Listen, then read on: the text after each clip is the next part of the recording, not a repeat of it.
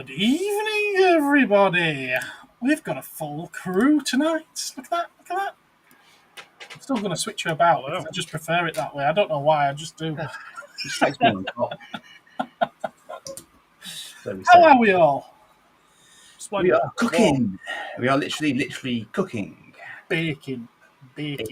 Yes. I'm just enjoying a nice cup of tea. Yes, well, they say that a hot drink helps cool you down on a hot day. Allegedly. It's a lie. They fib. That's it. That's the good point there, Gap. Yes. Hello. Hit that like button. You would enjoy it. Martin's with us. Josh is with us. Ben is with us. Ben's also asking how we're all doing this evening, and Martin answered the question. Obi Rob Kenobi, hello there. I haven't seen you in the chat for ages. I hope everyone's here. I hope you're well, sir. Rudy's here. Hello. Rudy, hello. And how tropical are you guys? I'm very tropical today. Yeah, 15 minutes ago, I was wearing a black T-shirt, and I was it tastes of pineapple. Far too warm, so I went and got a cooler shirt. It does. He tastes of pineapple. Well, I actually saw something earlier today that drinking lots of pineapple juice can help something taste a certain way, but I've never seen it put into practice though. That's got nothing to do with toys though. So moving on. Never tasted it, wouldn't know. Marty's a totally tropical taste. Feels like a tropical place, does this, to be fair. Have we to get straight into the toy news? It's very, very short this week. Very short. Hey. And there was much rejoicing. From you. From me. Yes, we are missing Phil because he said he wants to watch Tottenham lose. Well, he said he was watching Tottenham. I don't know if they're going to lose or not. Hello, Mario. How are you? I'd love my earwax to taste of pineapple. Each their own, Rudy. Each their own. Buford's here as well. Hello, Buford. You're on time tonight. We're broad church. Okay, then. I'm still trying to get over the fact that the Gareth went biblical in one of his recent videos. It was like, you know. I went biblical. You went biblical, dude. Yeah. Did I go biblical? What did I do? You were quoting Bible stories as part of your Gamera sermon. Yes. You've got to bear in mind, I filmed that back in March. I expect you to record every single word of every video you've ever done, ever. Come on. Yes. Well, I hope you enjoyed that video. It hasn't been viewed much. I didn't expect it to be, but so much work went into that one. And it's 2 sequels, which will be with you in 2 weeks and 4 weeks. Ah. Yeah, but I mean, you only edited it recently, though, didn't you?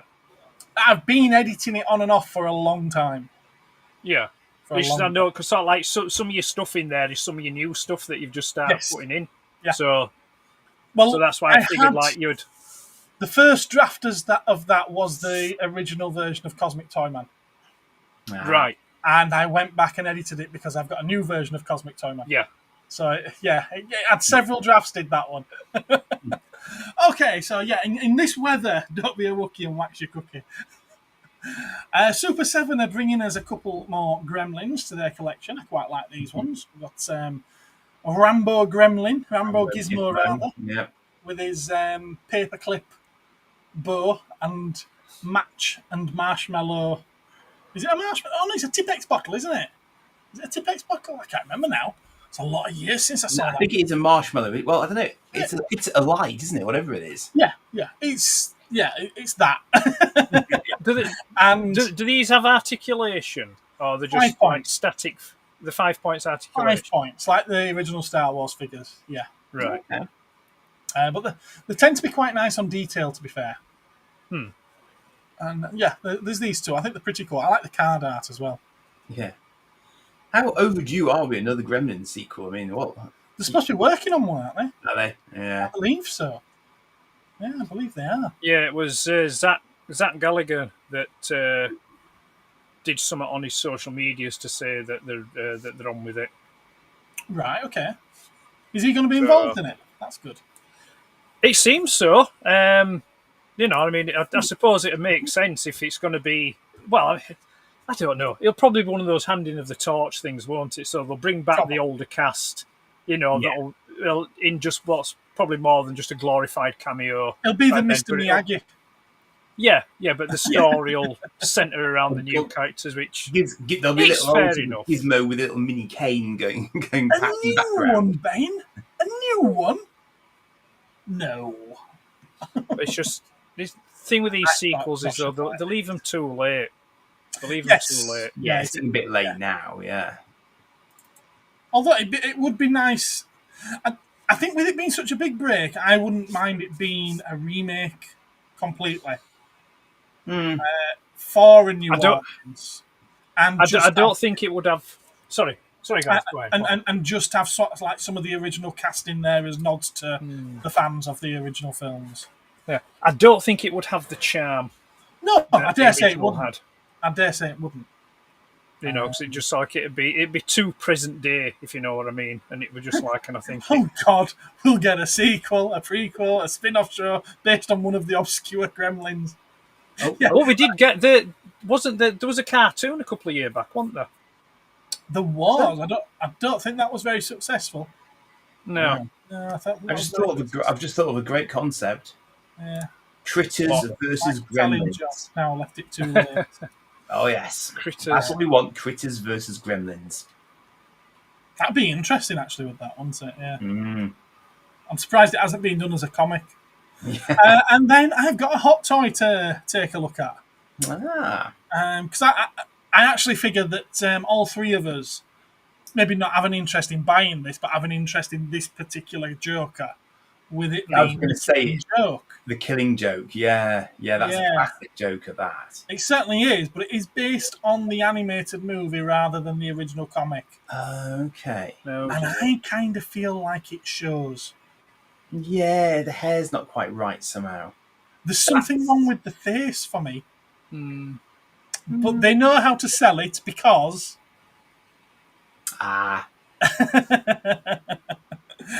What else do you want from a Killing Joke Joker?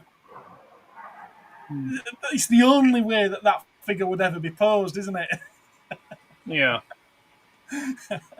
Yeah, that's well played. It looks good like that. Yeah. It looks good like that. We've enjoyed it, and we'll see you in 2 weeks' time. Well, I'm guessing that an awful lot of the announcements happened at San Diego Comic-Con. And it's been a little light on the ground since, and I just didn't want to, overbear us with loads of stuff that's not particularly up to his usual scratch. Overbear. So, but somebody in the group did mention an interesting addendum to the San Diego announcements, which is that there were going to be potentially Airwolf and such like toys coming from the Battlestar Galactica. I think it was Dave that mentioned that. Advertising. So that could be very interesting. It could. I think that was more a case of the company that's doing those Battlestar Galactica bits and bobs. They were just saying, look at the other licenses that we've picked up and imagine what's coming soon. I mean, could you imagine a 1/18 scale Airwolf? Yes, I can.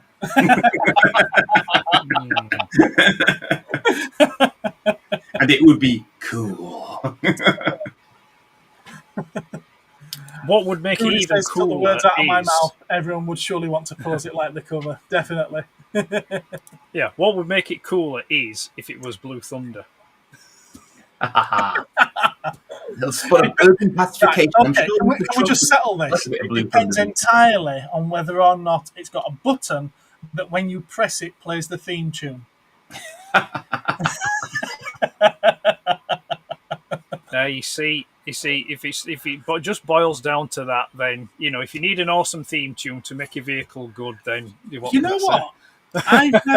You won't be surprised at this, but I've never seen either Blue Thunder or Airwolf.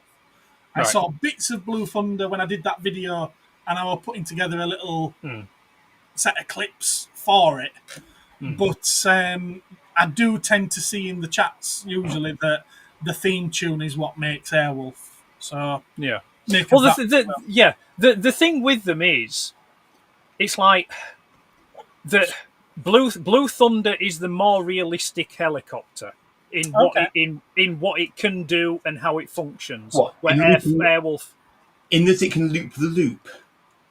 Well, actually, you can loop a helicopter, but it's not advised to do. But you can actually do it. But anyway, that aside, the actual performance-wise, Blue Thunder is a more realistic helicopter than Airwolf because obviously you can't have jet thrusters on a helicopter and this, that, and the other, and the weaponry that it has. However, the Airwolf as a TV show and as a concept is more action-packed than what Blue Thunder is, because Blue Thunder's more of a police procedural with a cool vehicle. I don't think I've ever watched the TV show in earnest of Blue Thunder. I know of it, but I don't think I've ever watched it. For me, unfortunately, it didn't last long because it was competing with Airwolf. So it was one. I think it did one season and then it was gone.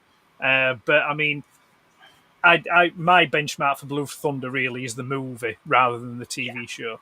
But I mean, they both have their pros and cons, and they're both thoroughly enjoyable. Yeah, and it's much like with Star Wars and Star Trek. It depends what you want personally out of your sci-fi or out of your helicopters. Yeah. So, cheers, Gap. There we go. What's Rudy say? I've never seen Airwolf, eh? It's Knight Rider in the sky. Or Street Hawk in the clouds. I've never seen Street Hawk either, but I have seen Knight Rider. Well, I wouldn't say that I made my son watch an episode of Airwolf. It was more that he was in the same room as me whilst I was watching an episode of Airwolf.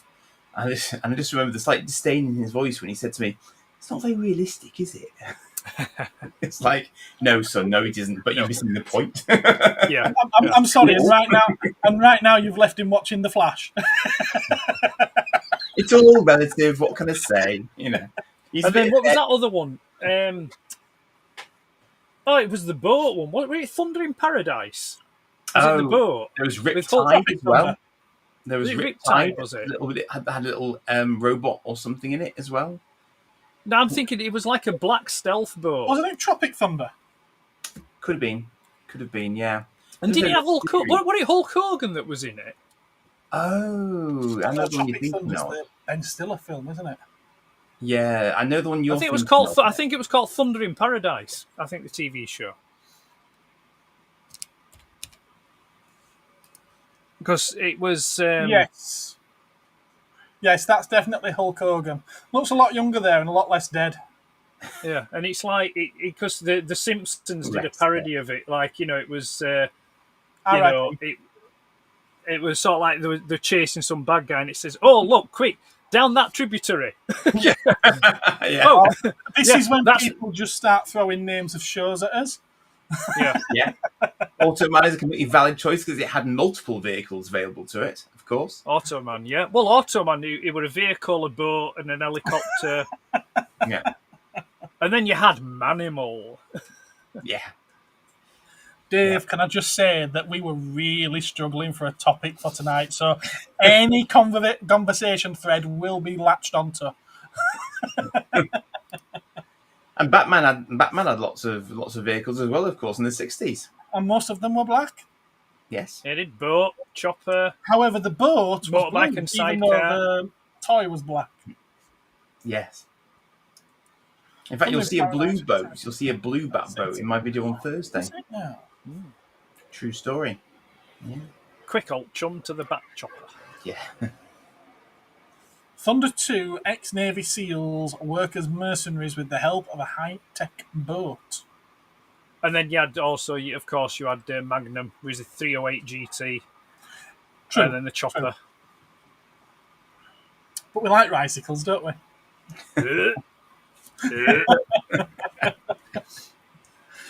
How are they still making Rice Krispies and Cocoa Pops, but not ricicles? Because they're trying to cut out childhood obesity and diabetes. I say again, why are they still making Cocoa Pops? at least with Rice Krispies and cornflakes, you can moderate the amount of sugar that goes on them.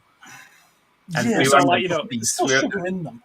There was a Frosties debate, wasn't there? Yeah, for some reason, my son was trying to sell me on the Frosted Shreddies as an Frosted Shreddy wheat as an alternative to Cocoa Pops, despite them having virtually identical sugar content.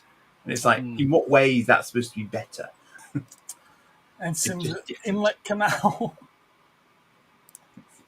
Dave, another Dave's with us now. Don't worry about it, Dave. Don't worry. Ricicles and actually, you had them as well. See, look, everyone likes ricicles. Stone Cold, hello. So all these people, all these people that like ricicles, are they under 12 stone, or are they over 12 stone? You've not seen Ben, have you? No, I haven't seen Ben. No, he makes you look obese. Tiny? Is he tiny? He makes you look obese. Does he? Yes. Yeah. Well, I'm carrying a bit of timber myself. Everyone's saying hello to each other. Patrick's joined us. Hasbro has started to ship the cantinas. Don't think I've mentioned it. Yes, you've mentioned it at every possible opportunity. I'm guessing yours hasn't arrived yet then. I'm glad you're excited for it. With the amount of money you've spent on it, you should be excited, and I damned well hope you enjoy it. How's the gunship doing? Oh, I'm actually interested now. How is the gunship doing? Well, we don't know, but we don't serve his kind in here. HasLab. Droid. Star Wars The Vintage Collection. That's not it. There we go. Oh my goodness, it's not doing very well at all, is it? I'd heard something was struggling actually compared to the Jawa Sandcrawler even. There is no Jawa Sandcrawler. No, but I think somebody was saying there should be because it would do better. Okay, yeah. I think it was in that context. Is this the Vintage Collection Clone Trooper gunship? Yeah, that is struggling. It needs 8,000 in order to back, and it's at 3,262. It's got 26 days left though. Well, you know what they should have done? They should have done it with the Kickstarter for the Spectrum Next. That hit 1.5 million within 3 hours. Yeah, that's should have piggybacked them. Oh. I've got to say though, I did kind of call this one. I did mean for us to discuss this on the last council, and we got away with other things, obviously. But yeah, I wanted to say that I thought that it was vastly, and I mean vastly, overpriced. I'll be honest with you, I think it's twice the price it deserves to be. Is it any bigger or better than the one that came out back in the day for the 3 3/4 inch figures? Yes and right. Yes. It's 20% larger, apparently. Doesn't that mean it's got 20% more space in the middle of it? It doesn't actually involve any sort of... No, it's got panels on the side, actually, so it can be fully covered, enclosed. And then it can open up. Yeah, fully enclosed, thank you. And then it can open up. It comes with both of the pods. Gun turrets that go on the side. Gun emplacements, even. Yes. Which can each fit a figure. Oh. Yeah. So it technically seats 4 figures and comes with 2. And to buy them separately, they're out of production now as well, so you wouldn't be able to get the other 2 that you need for it. But you can presumably stand figures inside it as well, though. You can stand figures inside it as well. Yes. I'm sure if it gets backed and gets released, Hasbro won't miss a trick. They'll probably release Clone Troopers again. Yes. But when the original one came out, fair enough, it was 20 odd years ago, but it was £50. It was a £49.99 model. This is £449. That's it's 11 times the price. Go away, you're being silly. Isn't it? It is absolutely silly. Yeah. I would want it to be a remote-controlled drone for that sort of money. I want it to be able to fly around and do ground assaults for that. Yeah, I'd want it to deliver itself. Yes. And then sort of put a sort of las hole in its parcels. Yeah, I'd want it to fly over to my house, deliver itself, and just as it's about to land, it would a life-size, fully interactive Padme would drop from it. Sort of roll down your front lawn in a sort of yes. Then I may consider dropping. Yeah, then I might consider drop. But then again, I'd never drop £400 on something like that anyway. No. So it's no. I think maybe I don't know who decides the HasLab projects. You know, do they send a questionnaire out to the fans and say, you know, what would you like? Or is there just some idiot behind a desk going, oh, we'll do that. I don't know, but I do kind of feel that had they done a sandcrawler, having just done the cantina, and that was just about to ship, Yeah. I think a sandcrawler might have gone down a lot better. Yes. The thing is, though, original trilogy sells. We know that because they did Jabba's sail barge, didn't they? So Yeah, and that will only ship in the US. I actually think they should do another run of that and offer it outside the US. yeah, And they know they could get away with sticking a little bit more on the price as well. They can argue that it's inflation because prices on everything has gone up in the last 5 or 6 years. So they could get away with banging the price up because they can see people paying $3,500 for it on eBay. yeah. So instead of charging $700, they could charge $900. Yeah, maybe ship it with Too expensive, but maybe ship it with a Sarlacc glove puppet, so you can have a bit of interactive play. I was going to suggest ship it with a Spectrum. Oh, so you're a special edition guy, are you? You're a special edition guy.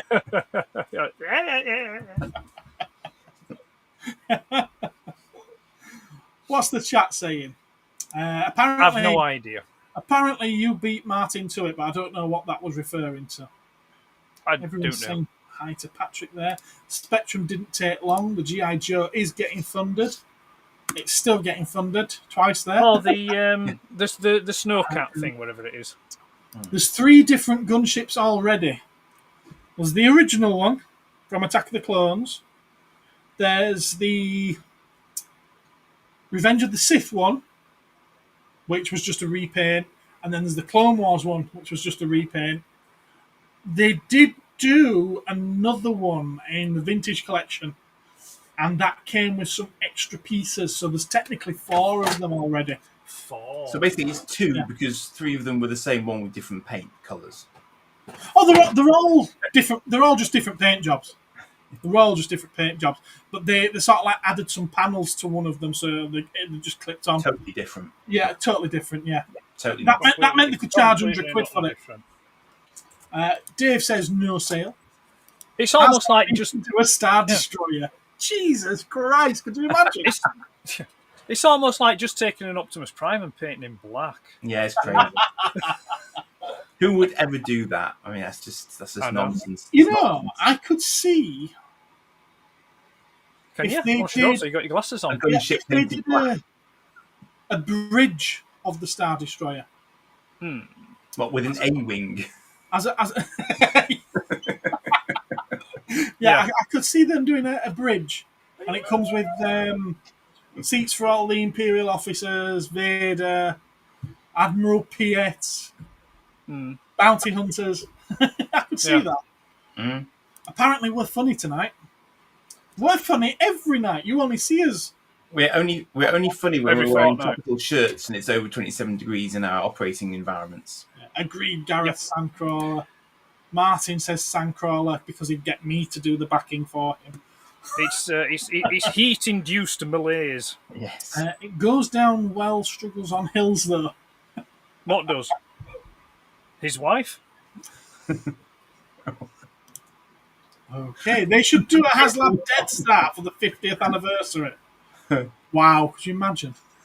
Of what? The birth of the universe or something? HasLab Death Star. Sorry, I've made myself laugh there. if it doesn't eclipse the moon when you hold it up, it's not big enough. Sort of all this Star Wars nonsense. Give me a Captain Rick figure.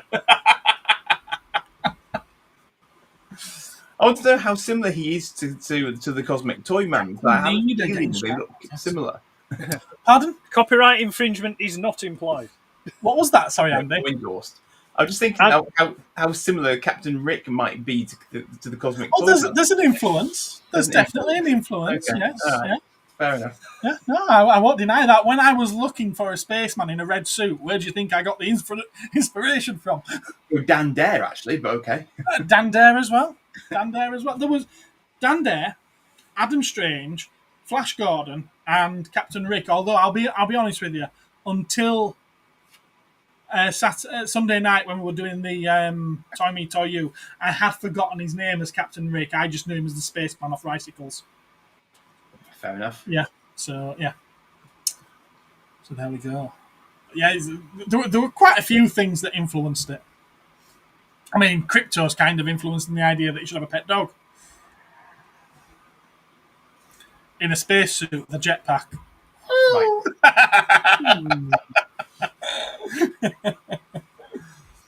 I bet Tintin had one for Doodle. They should redo the ET finger. They do it already. It's at Ann Summers. ET found home. They need a break of a year between them so you can get the money up. Not everyone is loaded. I agree, and I still think that they should allow you to pay in installments until release. I think it should, or maybe even 18 months. Or 18 months. Well, it takes about 18 months, doesn't it? Mm. From placing your order, from announcing it, it takes about 18 months to actually drop in at your door. But in that time, they've already offered another 2. And if they don't then make it, does it take them about 18 years to refund you the money? Well, no, they don't. They don't They'll take money until it backs. Once it's backed, yeah. Once it's backed, then on the day that they've set as their target, it'll go through. That's when they charge you. Right. Fair enough. Considering you're not getting the products for 12 to 18 months, I think it's disgusting that they charge you full. They're using your money to manufacture it. Yeah, or even tell you what, I tell you what could work as well.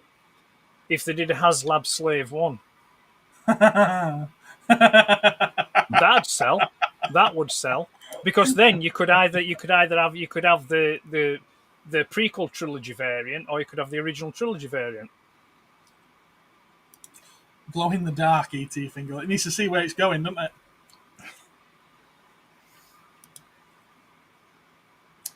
They do. I pay by credit card. That's not the same thing, though, is it? That's your credit card offering a monthly payment. And you know what? They're charging you a privilege to do that. Or at least most of them do, anyway. Right, okay, so Ed, I think it was your idea for tonight's topic, wasn't it? So I'll let you... I cannot confirm nor deny this. Well, it depends. Was it the one that Andy suggested? If it is, then yeah, it was.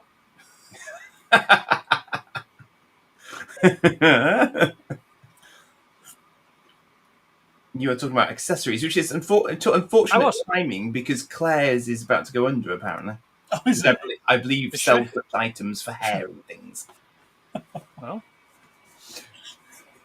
I actually forgot that Andy had made a suggestion, so I've introduced you, Ed, so you can go first, and then Andy can go second.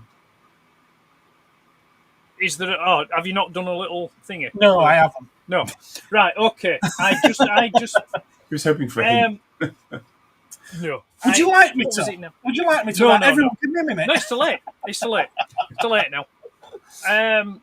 Just write it as a comment and then highlight it up there. I didn't mean to put that on screen. So, yes, I'd made a suggestion about accessories that you get with our purchases. You know, there's what was my exact word? Necessary or superfluous or I don't know. I can't remember what specifically it was I said. Come on, help me out here. Hang on.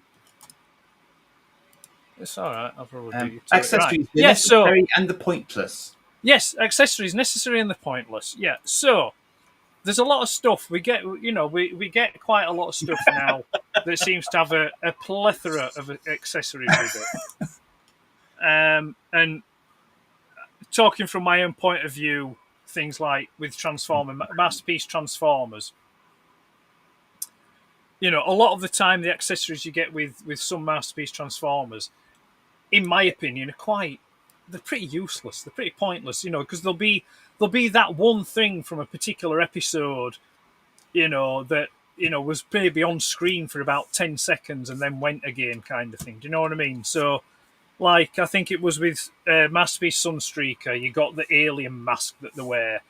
With Fans Toys Cliff Jumper, you got some water skis that you could clip to him. And, you know, there's just all these, or you'll have like a lot of swap out faces with different expressions on, which, to my knowledge, most people will probably never use. So it's kind of like, when it comes to these accessories, does anybody use them? If they do, why? And would it not make more sense? I've always maintained that it would be better from a marketing point of view to maybe sell your figure. So a masterpiece, have it as a masterpiece transformer. You sell your masterpiece transformer, and then you have accessory kits that you can then sell. So then people who want accessories to accentuate their figure or their display, they can buy those and do that.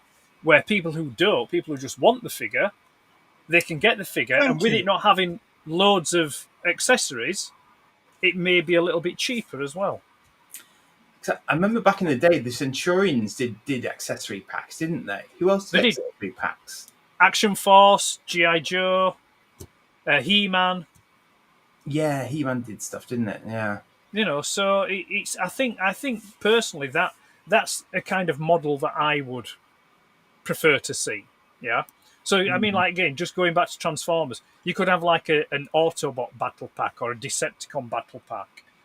You know, and you could have like, you know, you'd have Energon cubes or energy blast effects, and then if it was say like the Seeker battle pack, it would have face swap outs for the Seekers like Starscream and Thundercracker, Skywarp. If it was like a Leader battle pack, it would maybe have swap out faces for Megatron and blast effects for him. Anyway, that's just what that was my 2 cents worth of nothing that came to my mind. Because if they were really clever, they could then sort of try and sell it with a cartoon that sort of you first see something happening, and then you can actually buy the accessory pack to make them look like they did in the cartoon that week or something. I mean, if you're going to be incredibly clever about it, I suppose you could sort of do that. But I'm thinking here like things like sort of the energy axe and stuff for Prime, which appeared in the grand total of sort of about one episode ever, didn't it?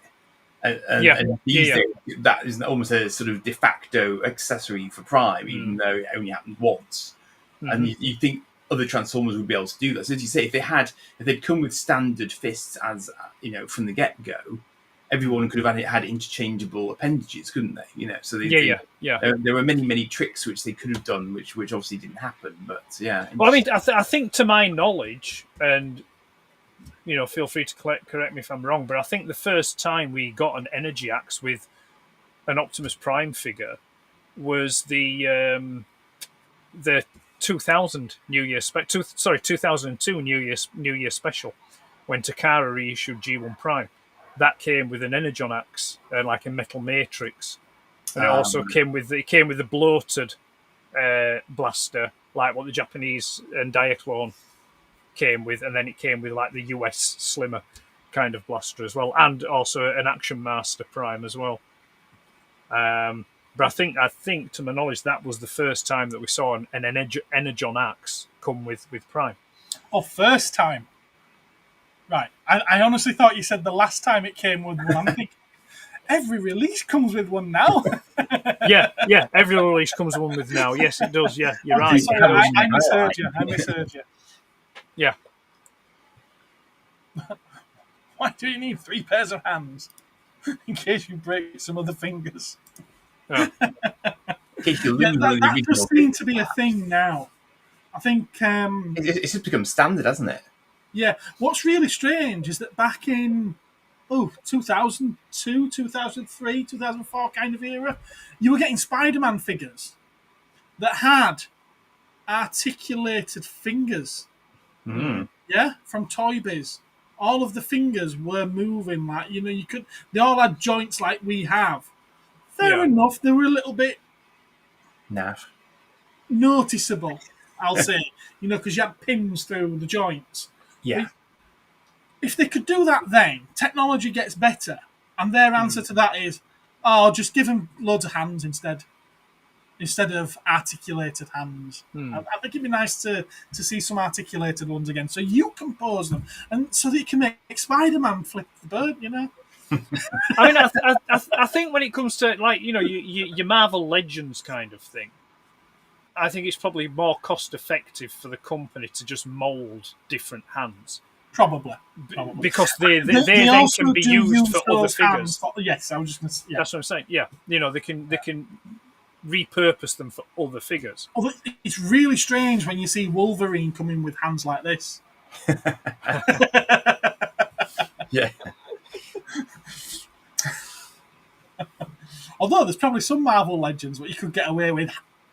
But then I also accept that when you get to say something like Hot Toys RoboCop or Hot Toys Batman, just having the interchangeable mouthpiece there for different expressions, I can see that being a thing. But that said, when you're paying Hot Toys money, you'd probably expect a little bit extra, to make it that premium kind of thing. But when it's I think that's a different situation, is that? Yeah.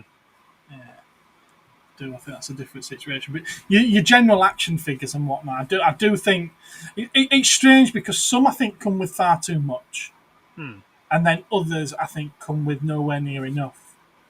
I think the Star Wars Black Series is particularly poor when it comes to accessories. They come with a gun and that's it. But then again, that's saying what extras would you put with it? I mean, like say for example, it's a good question. A stormtrooper. What would you put with a stormtrooper? The thing what? Sorry, a mouse droid. I don't know. I'm grasping at straws. Yeah. Scope they can shoot straight. Yeah. The thing with Black Series stormtroopers that I'd like them to see them do is to give it an attachable or a detachable holster for the rifle. So then you can a holster that the rifle can fit in would be nice. Yes. So it'd be nice to see something like that.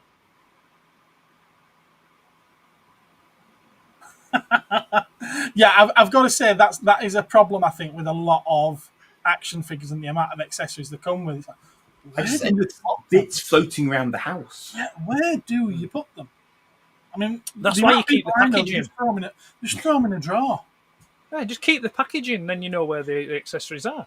It's easy for you to say when you get a handful of Marvel Legends and Black Series and G.I. Joe figures a year, but anyone who collects Marvel Legends and they get them all, they just don't keep the packaging because it's too much. Far too much. Same with Black Series or anything like that. It's too much because they're bringing them out like far too frequently, let's say. Black Series has dropped off on releases quite a lot, but Marvel Legends, it feels like there's 20 a month. It really does. The Mafex Hush or Mafex Hush Batman come with too many hands. Did it? You think it came with too many? Brilliant figure though. Brilliant figure. Yeah. I did watch your video, by the way, Josh. Yeah, it's a good one. That fantastic one. But then conversely, I would. Red Shadow should have had different weapons. Yeah. A bazooka and an ammo case. Yeah. I've got one there myself, and I'm like, I never really know what to do with the ammo case. It's just behind it. It should have come with an AK-47 or something like that. Yeah, I'm fully on board for accessory packs. On the plus side, hello. I just thought of an interesting example of why sort of for example, the earlier Transformers would have benefited from this approach. Although obviously their fists tended to be more integrated a lot of the time, because remember when you used to get sort of the fists that just had sort of holes in them to put the guns into that sort of hole in the fixed fist, and it looks much better if they can just have one hand that's grasping.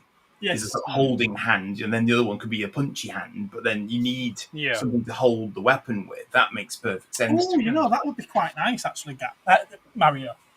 The idea of sort of like, I don't know if you're meaning what I've got in my head from that. I'm thinking like a skeleton, a bog standard inner frame figure, and that you can get alternate shells that then fit onto that figure, and it can be, or armor parts that can be. You can build up different figures, and then you'd have really good customizing ability with it, wouldn't you? I believe that's called Lego. No, it's not.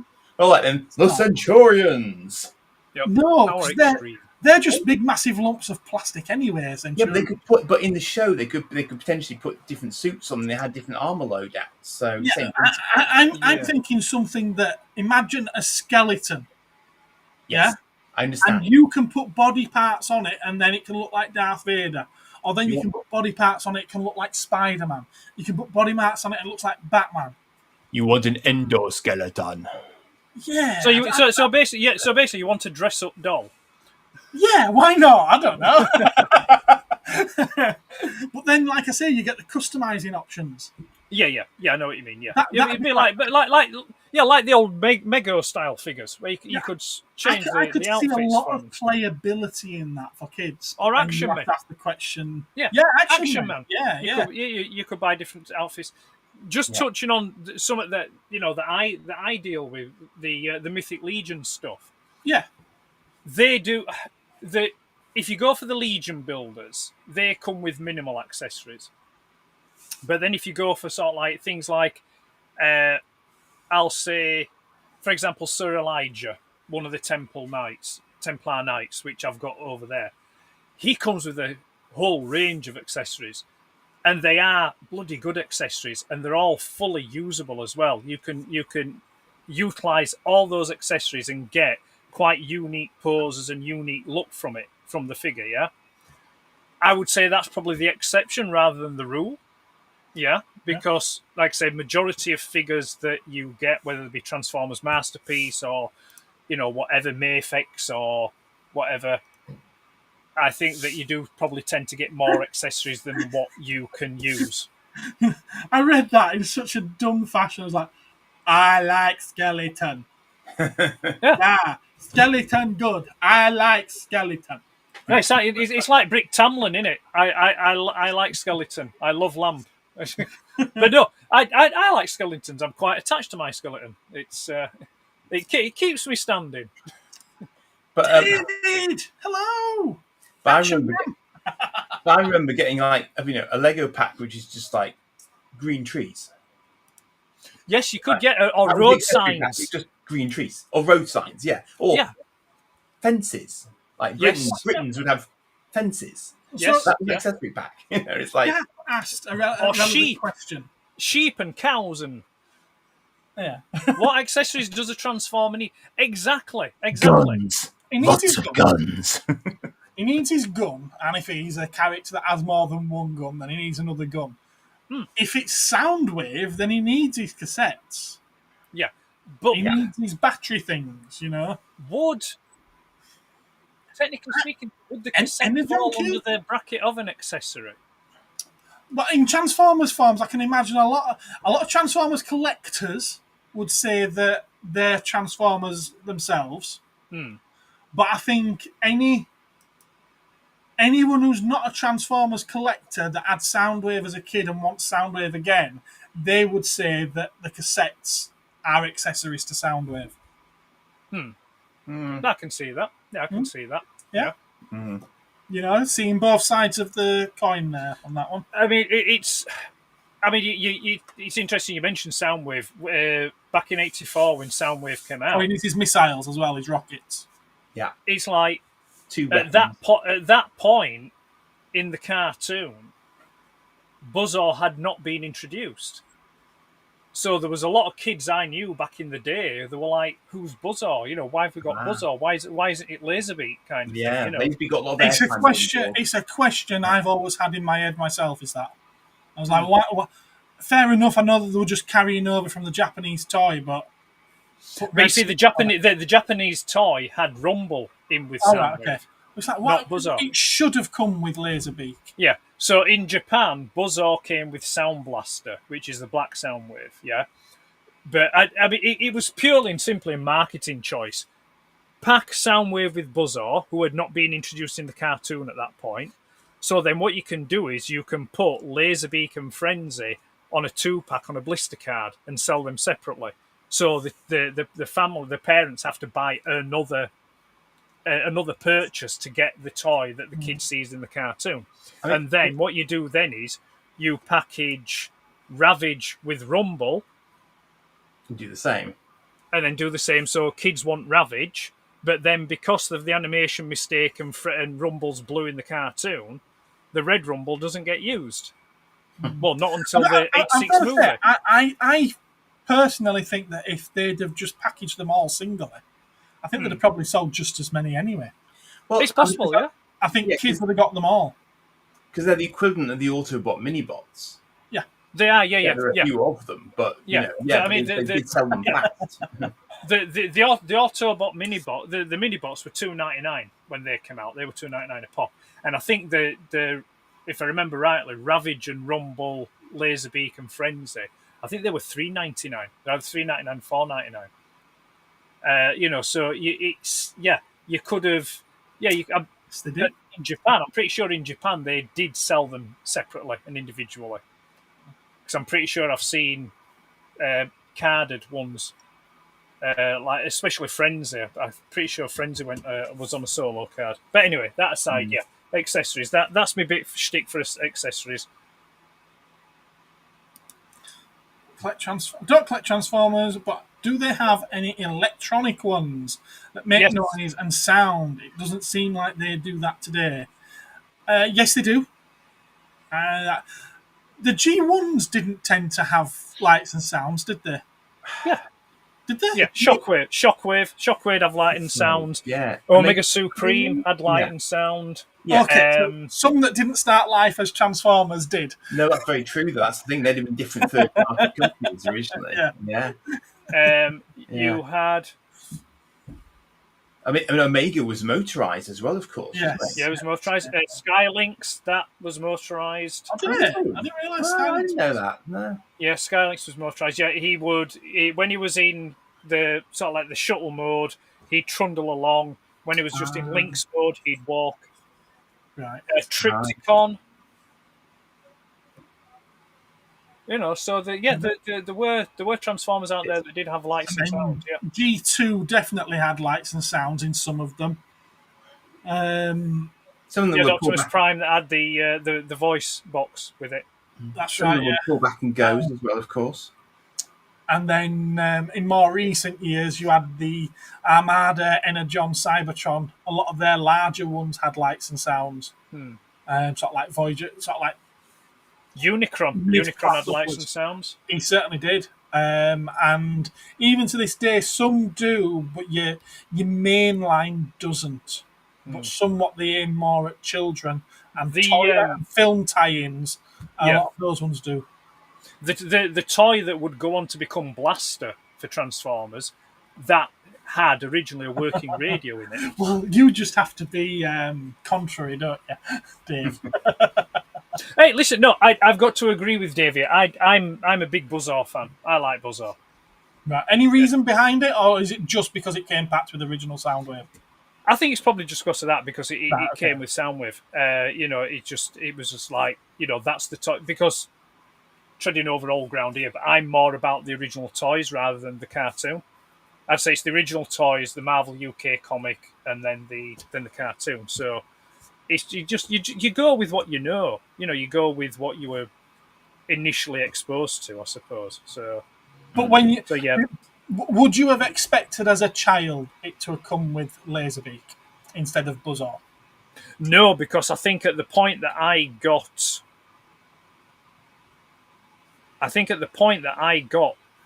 Soundwave, I had not seen much of the cartoon. Okay, fair enough. Yeah. I had not seen much of the cartoon. I'm not sure I would have minded full stop, really, because I probably would have known I was going to try and get the other cassettes, so it wouldn't really fuss me. And also, the Marvel UK comic, I believe the first issue of the Marvel UK comic has Prime fighting Soundwave, but it's Buzzsaw that's on the cover and not Laserbeak. But that's based mostly on the toy anyway, isn't it? Yeah, so that's probably why I never... And then, because I can remember when I did get some more Cassetticons, I got the Ravage and Rumble. Right, okay. Because Ravage got quite a few comic stories, actually. He did quite well as a character, strangely. Yeah, he had a pretty... I think there was quite a lengthy story in the 86 annual as well. Would be a take that your specific generation of UK collectors would have then?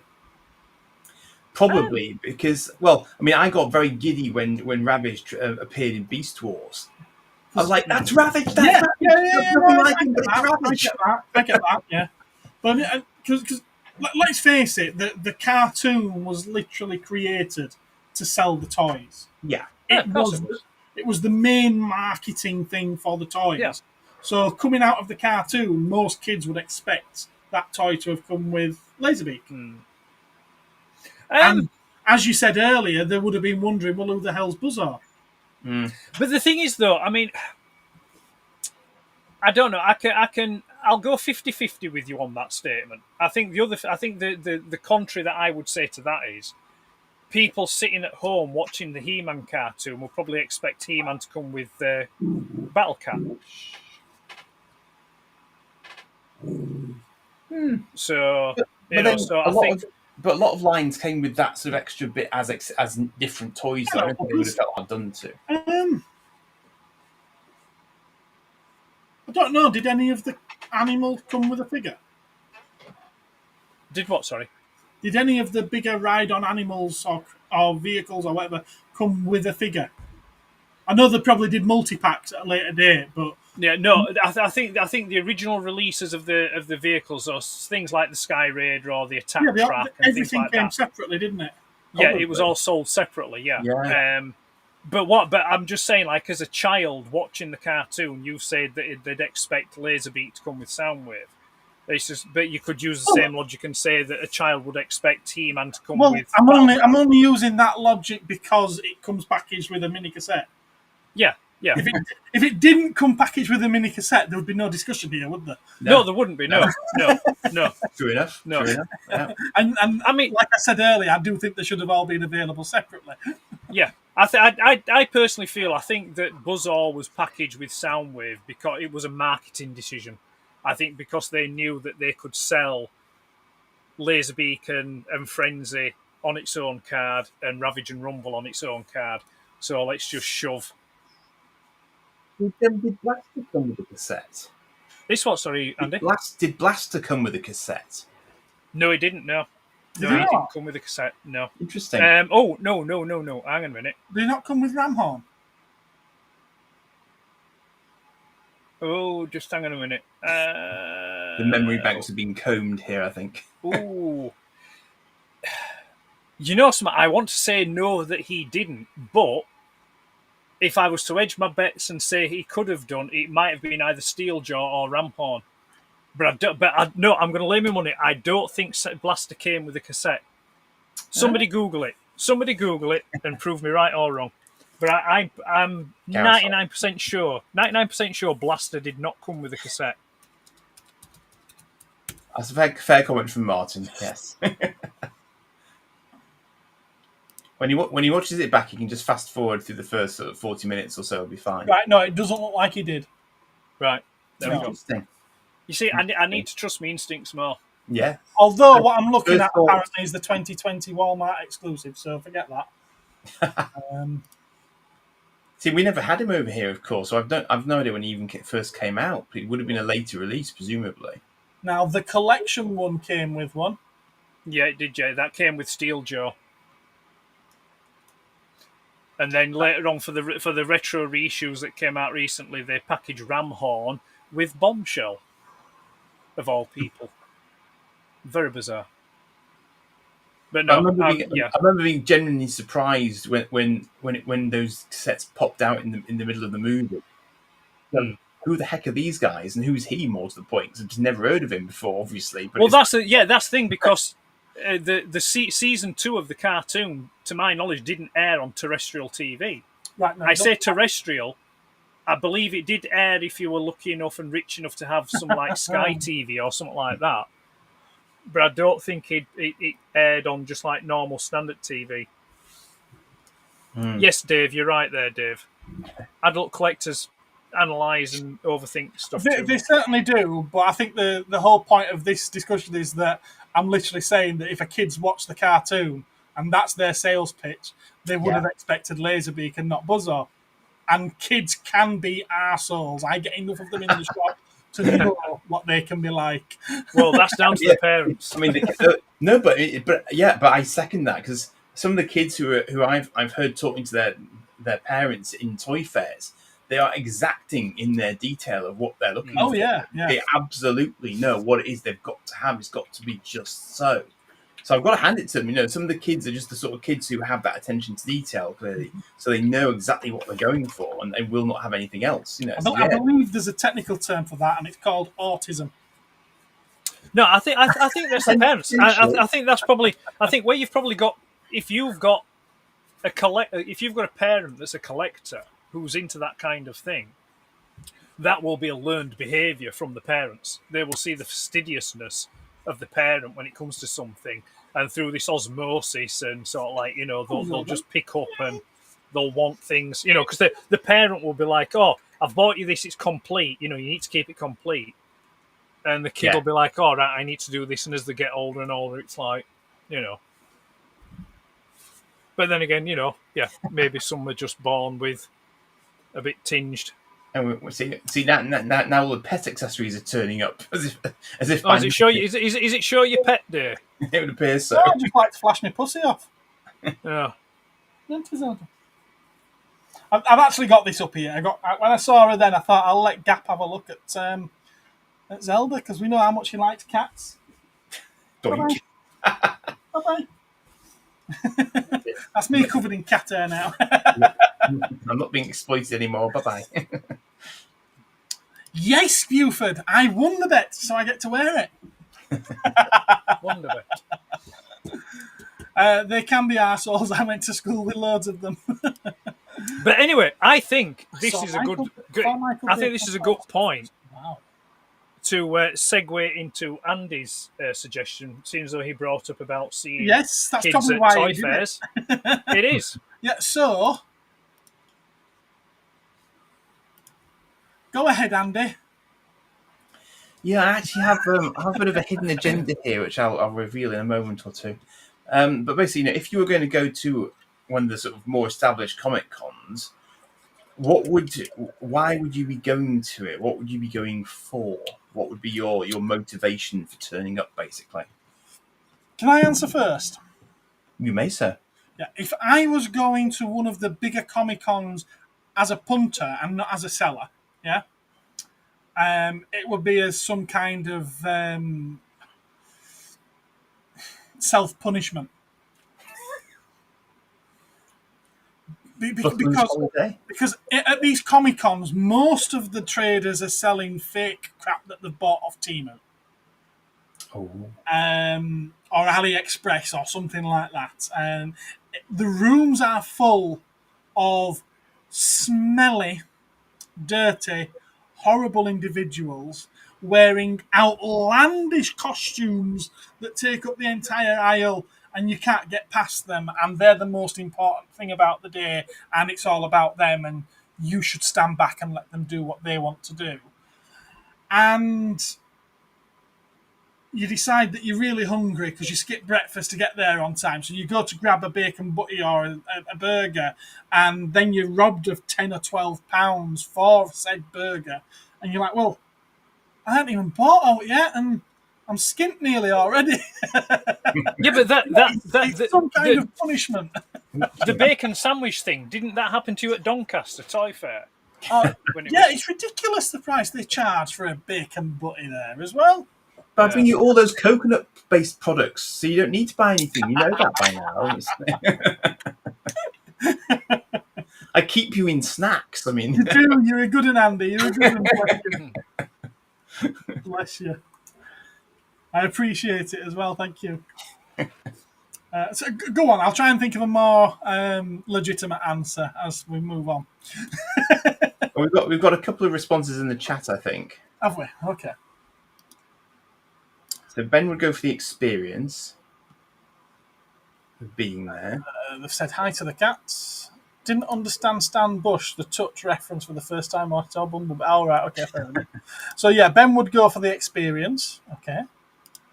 For the company of fellow geeks, the ones that go to Comic Cons you really don't want to be associating with. We need to get those newsagent police badges for doing cosplay.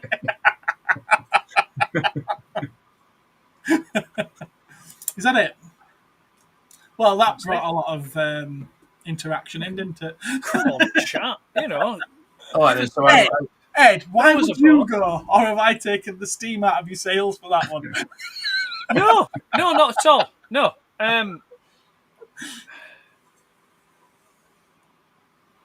Don't get me wrong. I mean, I think it would be an experience to go to one, and I think that if I was to do it, if I wanted to like go to a Comic Con, it would be a case of I'd want to go all in. It'd have to be like a San Diego Comic Con. You know, I'd want to do That's a the different full. thing, isn't it? Yeah. The full. Well, no, it's still a Comic Con. That was the question. It is, but I thought Andy was referring more to the like Comic Cons that are the big ones in the UK that we can go to. Right. Okay. We'll keep it to the UK. Right. Okay. No. If you want to talk about SDCC, go for it. No. Well, that's what I mean. If I was to do something, I would like to experience that. I would like to experience the San Diego Comic Con. You know, even if it was just once. Bringing it closer to home, and on the golden shore of Blighty. I don't know. I mean, let's say case example TF Nation. TF Nation's just been on this weekend, yeah. Which I didn't go to. Yeah, I saw your video. Yeah, I've never been to TF Nation. I've never been to Auto. I've never been to any of the Transformer related conventions.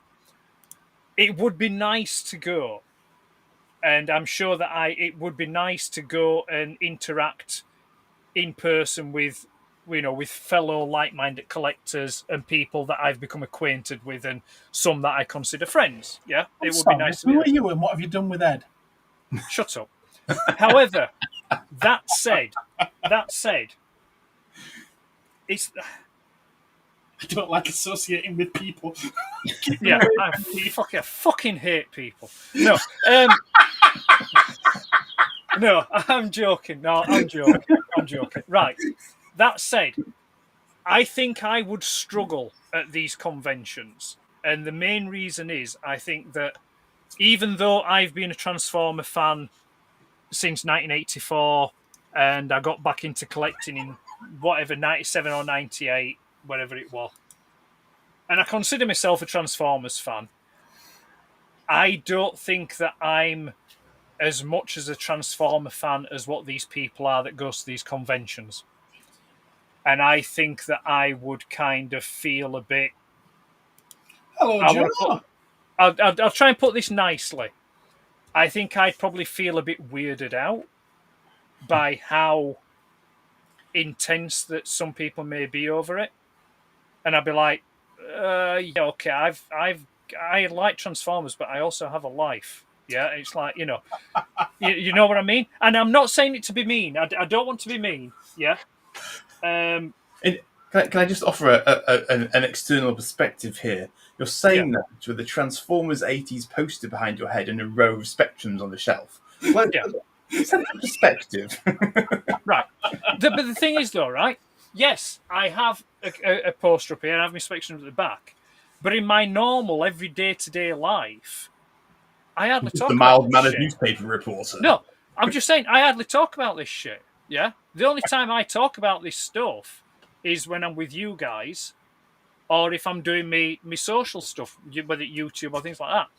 Other than that, my life is just as mundane and as repetitively boring as everybody else's. Yeah, I mean, I've got to say, I'm the same. I mean, I don't talk about it much at home, and when I go to work, I don't talk to anyone about it.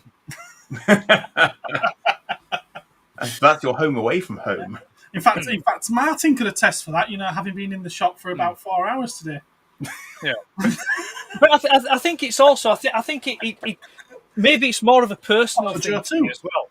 You know, maybe it's a more personal journey or thing for me. It's like, I mean, I've seen the photos and some video footage from this weekend's TF Nation, and it looks great. It looks an absolute blast. But then you've got I've seen footage and photos of people when they've gone around the trader hall. They've then gone into the bar area, and they're all sat around the table, and they've all got the Transformers out playing with them and taking them out of the box, showing them off. And it's like, well, yeah, I want to do that stuff on my own. I want to enjoy that for myself, you know. And also the fact I'm 51 years old. I don't want to sit in a bloody lobby of a hotel playing with a Transformer. Yeah. Come on, give me a bit of credit here. I've got a bit of a reputation to, not much of a reputation, but, come on. So, no, I would like to go. I'd like to enjoy it, but I don't know if I would be a regular participant of it. I'm actually aiming to go to the next one. And you know yourself, I'm not the world's biggest Transformer fan. But I am hoping to go to the next one. I think because I have made... But why? Honestly, for the social aspect. Yeah. I mean, if I go... Not so you can go and say, I've got a new hand. No. If I go, there's no doubt about it, I'll be going to trade. I'll be there as a trader. But I'd also very much enjoy the social aspect of it through all the people that we have been meeting online, obviously. There. It'd be great to have a catch-up with them in person. This is great because I can retire then. I'll just live vicariously through you. You can retire through me? Yeah, no, I can retire and live vicariously through you. You can become my Transformers avatar. You can just... No, I'm doing... If I do it, I'm doing it for me. He's going to be in your ear. He's going to be in your ear directing you. It's about the people. Just because you may have the same interests as someone doesn't mean that you want to get on with them. Who said that? Joe says that. Oh. A hobby is a hobby and not my life. Yeah. True. Yeah, yeah. That's what it is, yeah. Right, Gareth is going to be in the bar with his dildos on the table. Yeah, I think Dave needs to go speak to someone. He's got a bit of a fixation there, as Dave, bless him. Everybody in our toy group seems to be obsessed with dildos that I do not have. It's a vicious rumour. I wouldn't mind if I weren't the one who started the rumour. I mean, I do feel it was both occasions was quite obviously jokes, and everyone's acting as though it was fact. But, and then if I could just close out my... I have many fixations, and most of them seem to involve me. Yeah. I think in private. I think also as well, but probably might not make it a pleasurable thing for me as well. Is I think my low threshold for tolerating certain types of people will probably kick in as well. That could be a fear for you. Yes. I'd be, and if it was crowded and people, I'd be like, "Will you get out of the fucking way? Come on, just hurry up, will you? Move." Like I said, kind of thing. So I think, and I think my Sprue, I'm doing that full-on demo right now of my entire dildo collection because it's right here in my hands. That's my entire dildo collection. These aren't the toys we're talking about. No, they're not. No. So no. It would be nice to go to experience it, and I'm sure that I would thoroughly enjoy it. But whether or not I'd want to do it on a regular basis, I don't know. I don't know. But you know what? If you agree to go, I'll put a word in with a few people and have them set up a spectrum in the corner, especially for you, for when you start feeling like you need that support network. Okay. You're speaking like you know more people at this place than I do. Well, yeah, I know probably as many, if not just a few less than you, but I know quite a lot of them. I'm sure you do.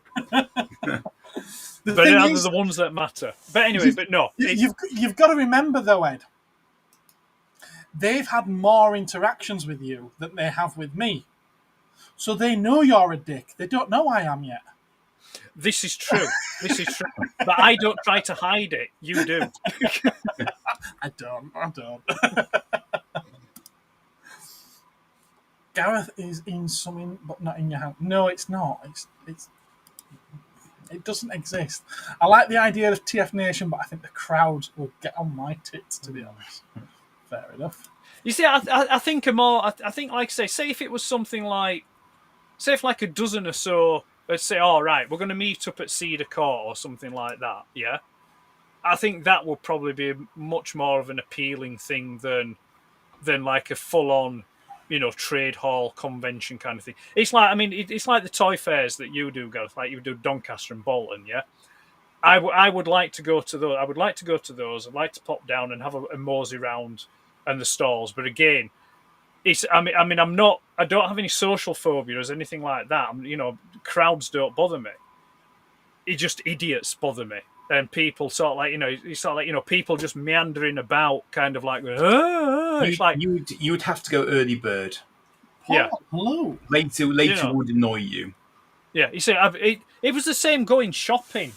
I've always been the kind of person where I know what I want to get before I get it. It's fooled you then. Dave says he did notice after watching Ed on his channel, he's a very nice guy. That's not me. No, you fooled him, That's haven't you? not me. You fooled him. I have fooled everyone. The biggest trick I did was making people think I'm a nice person. The thing is, he can be a nice person, just like I can be. We're just not all the time. I'm just lovely, me. Mainly. You know what, Andy? I've absolutely got no reason to think anything other than that about you. What's that, Buford? If I ever met Ed at a toy fair.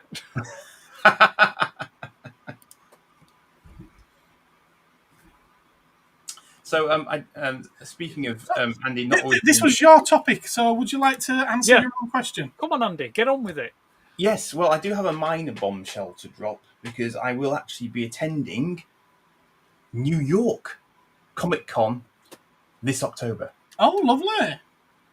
So this was a loaded question in that I quite like some direction as to what the hell I'm supposed to do in a fully fledged, proper, actual American Comic Con. Well, hopefully spend some money. Right. Obviously. So my suggestions to you would be put on another 10 stone, grow a beard, have poor personal hygiene for at least 2 weeks. He's going to a Comic Con, not a Warhammer game.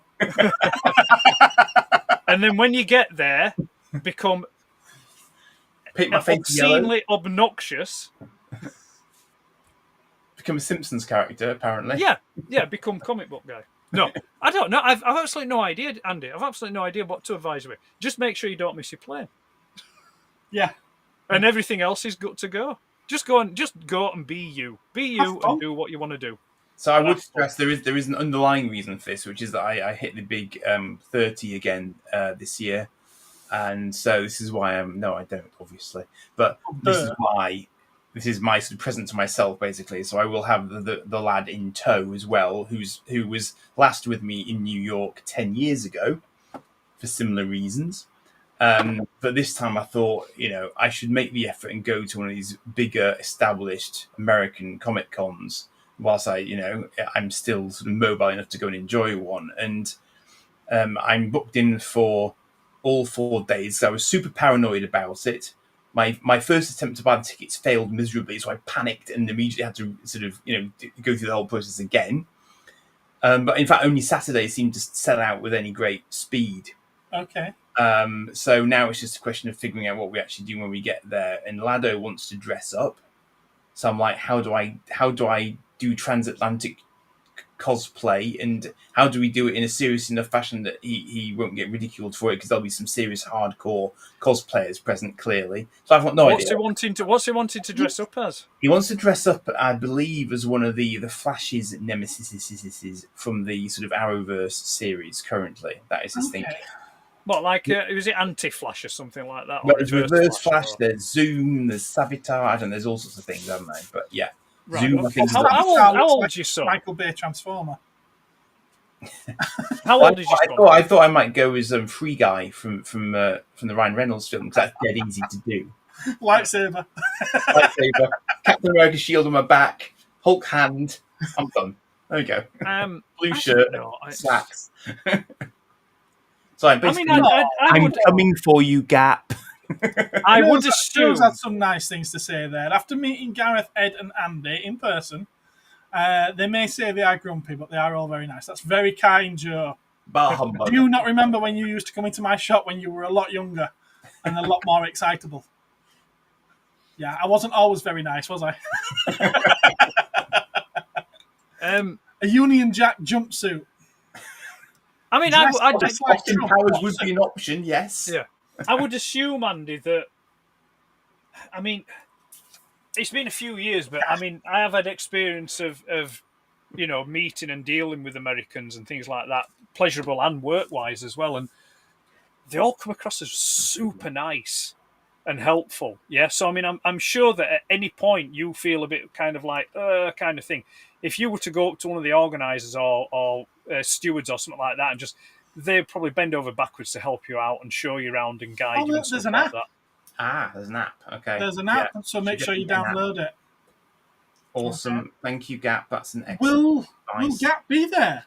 Will Gap be there? Will any of our American comrades be there? Dunking coconut. I've got to be perfectly honest. There's a lot of places in America that I'd probably like to visit. New York is at the very bottom of that list. In fact, no, it's not on the list. It's the last place in America I would visit if I had to. The fastest one to get to. That's the thing. Probably, yeah. I'm not disputing that. It's just the fact that you know, like Ed doesn't like people. I don't like that many people. And you call me grumpy. Yeah. I went to Manchester and I was like, get these things away from me. Oh. And that's only Manchester. I'm the same in Leeds. Could you imagine me in New York? They'd be sending me back in a box because I would offend someone and they'd kill me. This is the man who says he wants to go to Japan as well, by the way. Indeed. There's some very nice areas in Japan. They're not all like Tokyo, you know. But I suspect Japan is probably mega polite because that's a cultural thing with them. For the most part. Yeah, that is not part of America's culture, is it? not unless you tip generously, I believe. No offense to you, Gap, or any other American viewers, but politeness is not part of your culture. No, but the thing is, but in the service industry, it definitely would be, provided you play it in the way you expected to play it. Yeah. I think they'll put in 2 seconds. In other words, 50% tip. So, but just Andy, when is it you say you're going? New York Comic Con. No, when? When? October. Where? October. Yeah. Right. Okay. So, so I know obviously you've said that you've clicked round to zero again on the speedometer. Excuse me, but Gap, can I just suggest that all these things that you say, it's a lot of writing for Andy to be taking in such a short space of time. It might be worth dropping him a couple of messages on Twitter, or X as it's called now. Or he can go back and screen print it. He should be screen printing as he's watching. He could do, but let's be fair. Let's be realistic. Sorry, go on.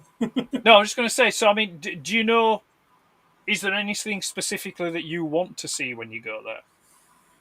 Boobs. Well, Simon Pegg will be there. So I'd quite like to say, because I saw him at the start of his career, years back, at a space gathering in Camden Lock. Yeah. So that would be quite good fun. So I want to go and reveal the fact that I have Jaffa cakes inside my coat pocket. It would be a space reference that only he might get. just to see the look of sort of disdain on his face, if nothing else, would be quite entertaining. Yeah, I mean, it's a funny thing, is that, because it's like, deviating again, Simon Pegg, I kind of gone off him a little bit. Yeah, me too. Yeah? Since he became a bit mainstream. Yeah, I'd have been interested in meeting him 10, 15 years ago. Yeah. I mean, it's fascinating. All the stuff that he's been in is the sort of stuff that his character out of space would have loved. It's really odd. You know, it's kind of generally he's been in so much stuff that is of that genre since. It's crazy. You know the saying, never meet your heroes. He's literally become his hero and it's turned him into a knob.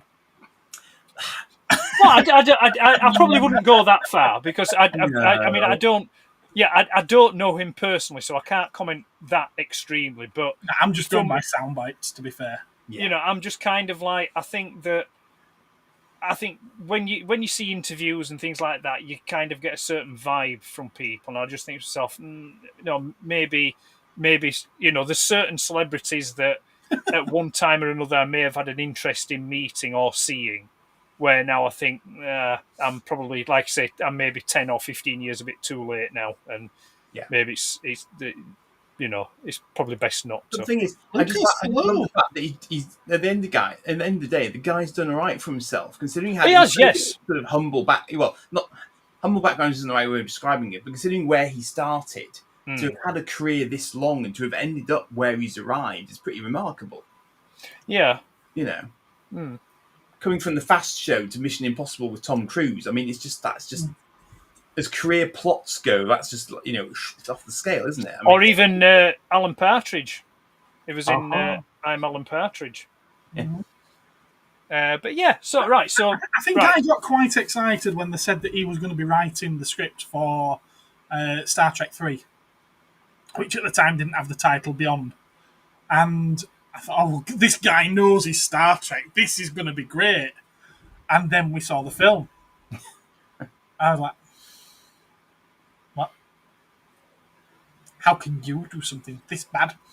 Actually, I've forgotten that was actually one of his, but yeah, it's different takes, isn't it? Because whatever you think you would have wanted it to look like is always going to be different to how someone else actually makes it. Well, I do sometimes wonder, because of things like that, I do sometimes think whether or not these hyper fans should be given the opportunity but I think what you've take part in these things.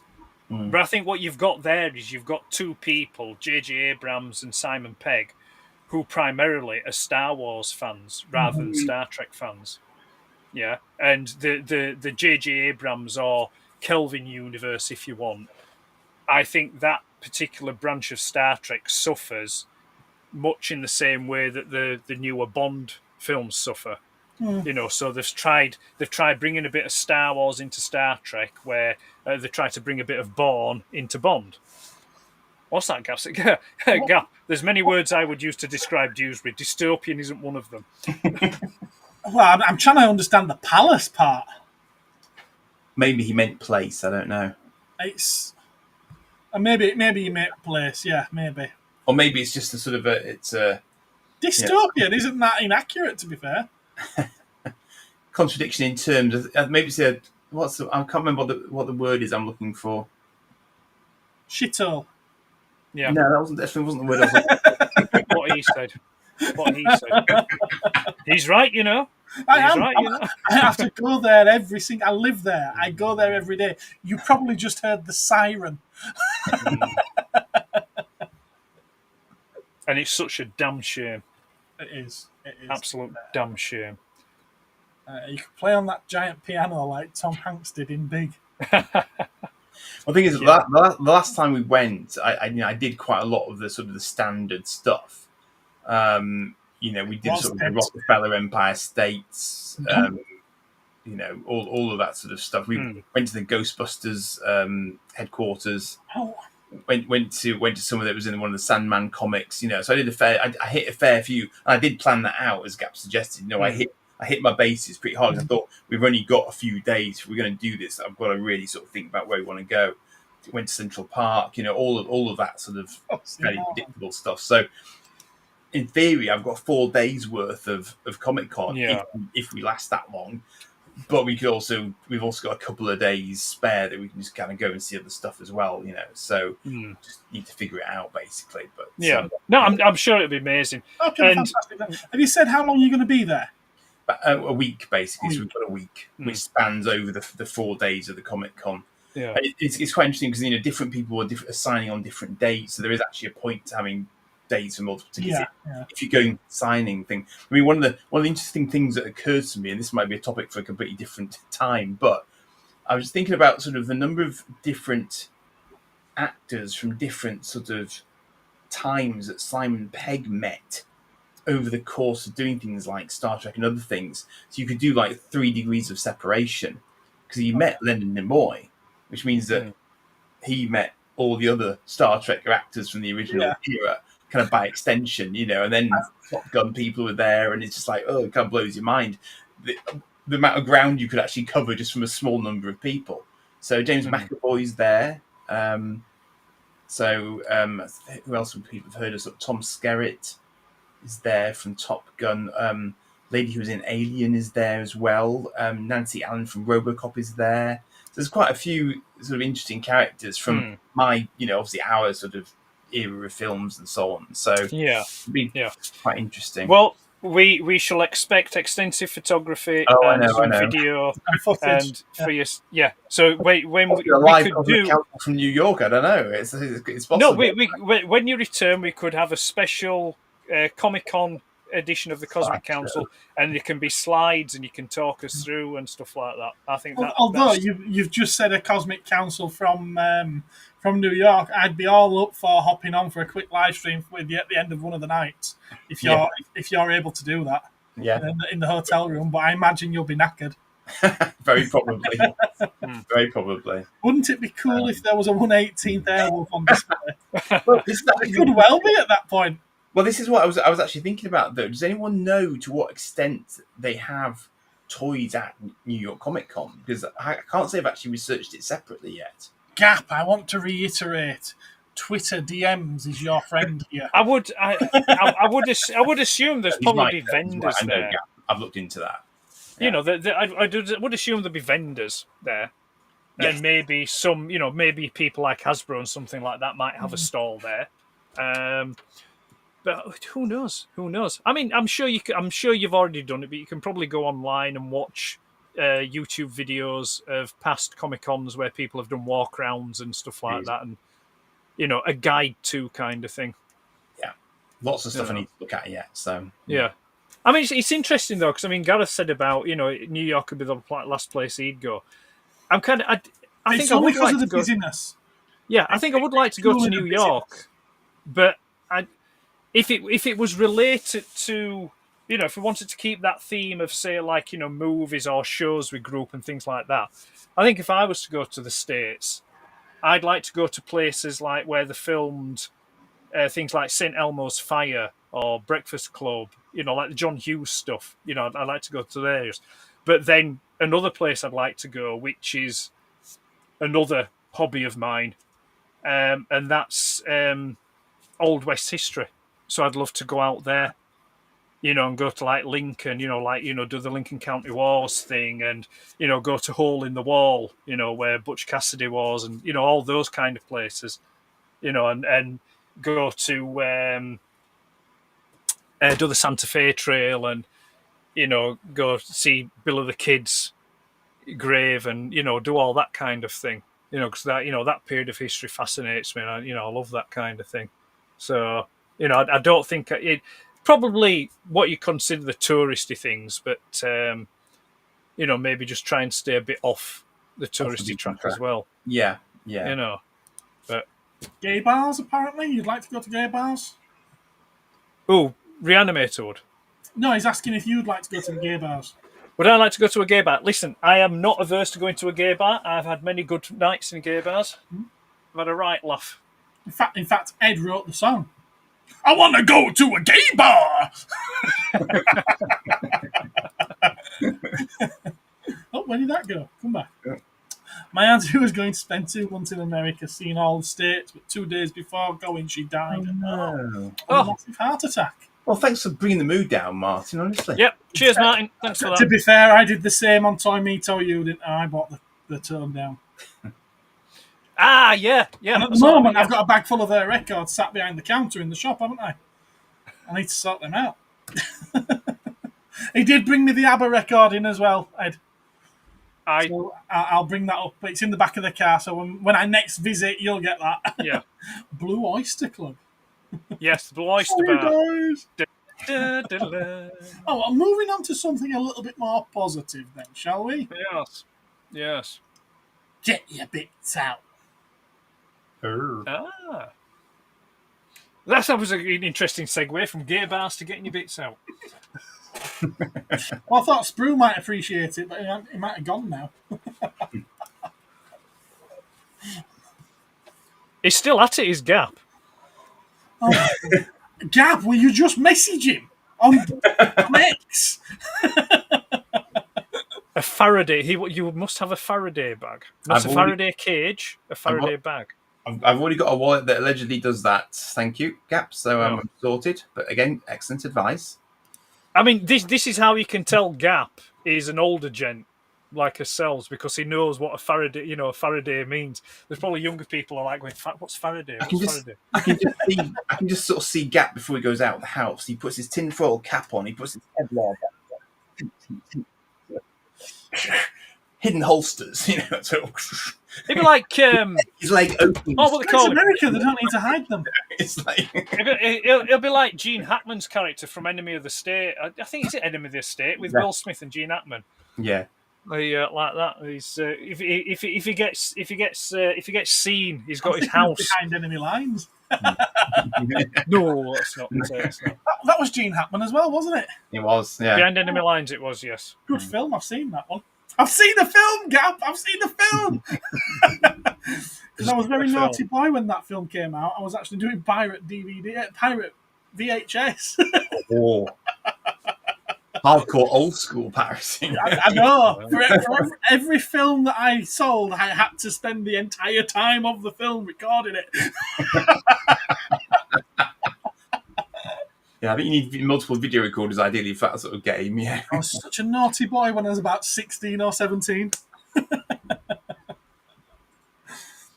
So anyway, what was the next topic? Shows your bits. Oh, right. Pickups. I think most of you have seen my bits by now, but I'm still really enjoying College Shipbreaker. I've got fairly limited bits. I'm getting rid of some of my bits, like this one. Oh, Defiant. The Defiant. The Defiant, yes.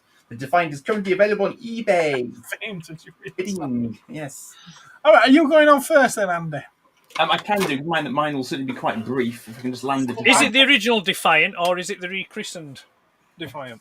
It is the original because it's got an NX registry.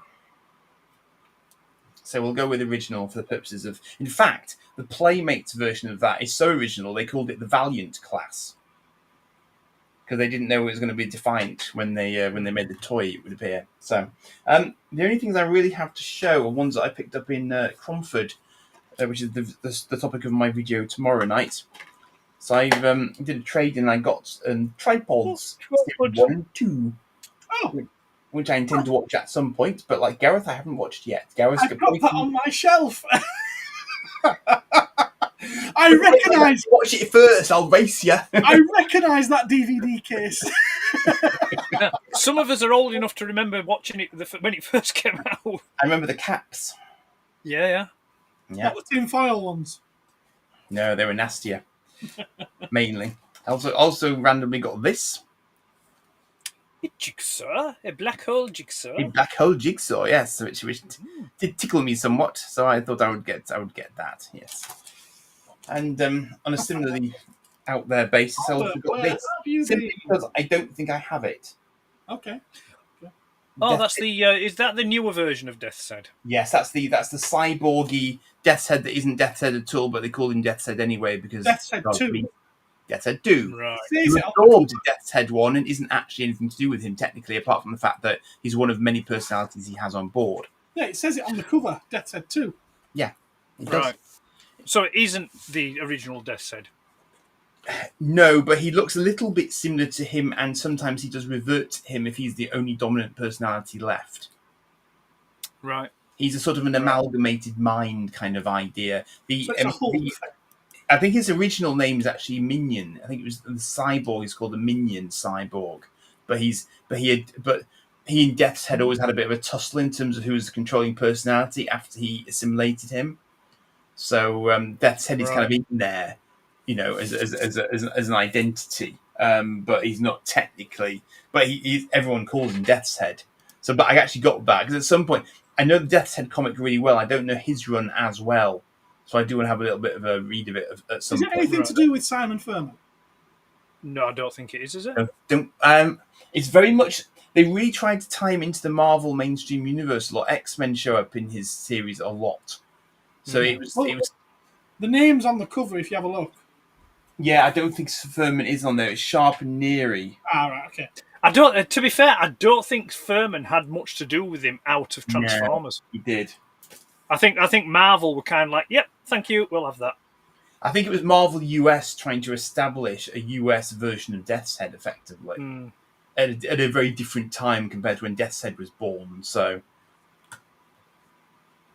but I mean, it was back in the time where he was created by Simon Furman, but to get him in the Marvel UK comic, Def said had to appear by himself in a Marvel comic before he went into the Transformers. Correct. Because Marvel wanted ownership of the character. Yeah, they said, yeah, you can put him in, but we get to own him. They didn't want Hasbro having dibs on him. Basically, I think was part of the reason, wasn't it? So he had to be standalone. I mean, to be fair, when you work for Marvel, anything you create is their property. It's always been the case. Yeah.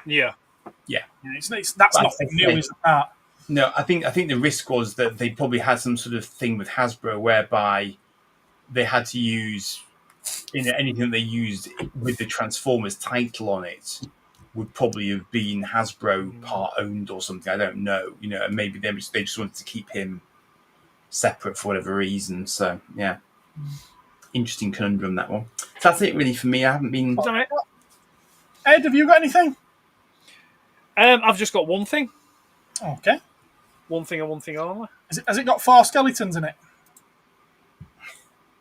Why would it have 4 skeletons in it? Because I saw the video that you put up that wasn't your pickup.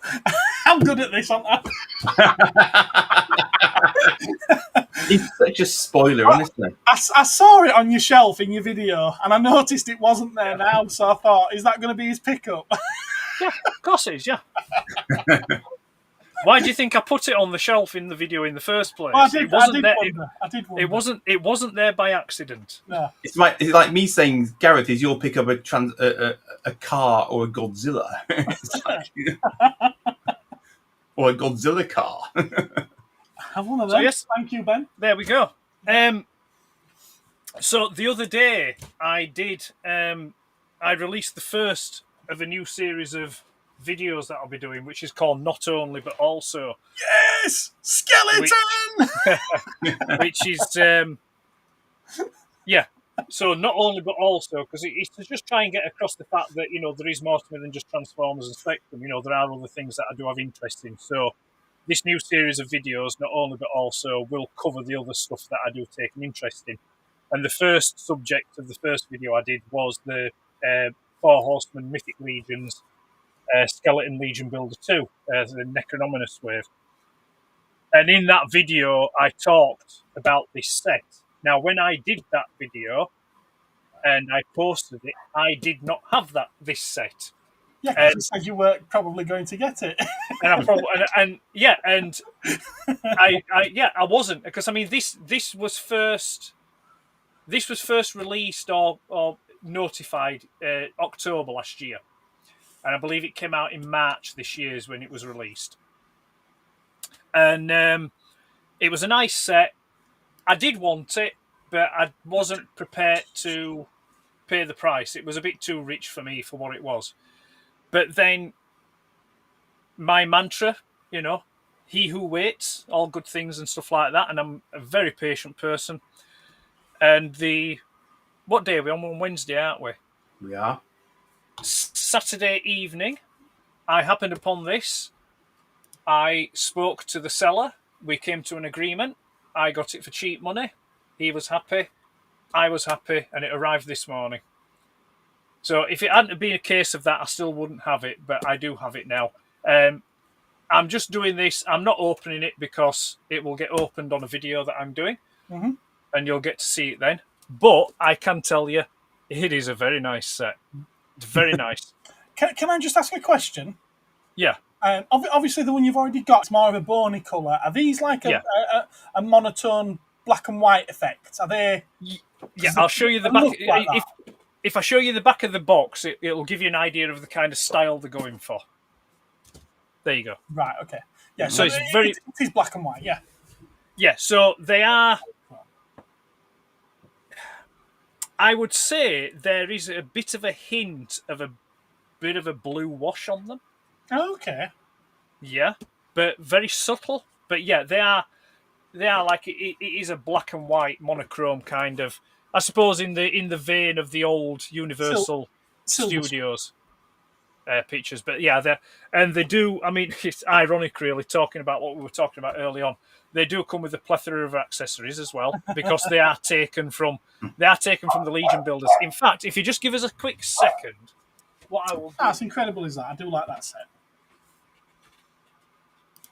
So they've got alternate heads then. I do have one, Richard. Yes, I do. There we go. Yeah, it looks like they've got alternate heads. Yeah. So that's the Legion Builder one. Mm-hmm. As you can see, it's more of a bone colour. Yeah. So these all have exactly the same accessories that this have, but they also have extra accessories as well. There are extra ones in there. So you've got, just by showing the box here, you've got, this head here is kind of like a vampiric skull. Oh, interesting. And then also in there, you've got vampiric hands and feet as well that'll go with that skull. Here you have got, this is actually a skull mask that goes over the skull face. It's not much in the eyes, is it? So it's not an alternate head. No, it's not. No, that's a skull mask that goes over. And then this, where are we here? That's a pumpkin head. Ah, I thought I saw a pumpkin on the illustration on the back. Actually, yes. Yeah. So if I turn round, you can see like this illustration there. So yeah, so you've got, that's the vampiric head, pumpkin, normal, and then I think he's wearing a mask. Yeah. A skull mask. Yeah. No, that's a brilliant set, is that? I really like that. It is a lovely set. It's very well presented. And then like the inner sleeve comes out and it's the graveyard scene and it makes quite a nice diorama as well.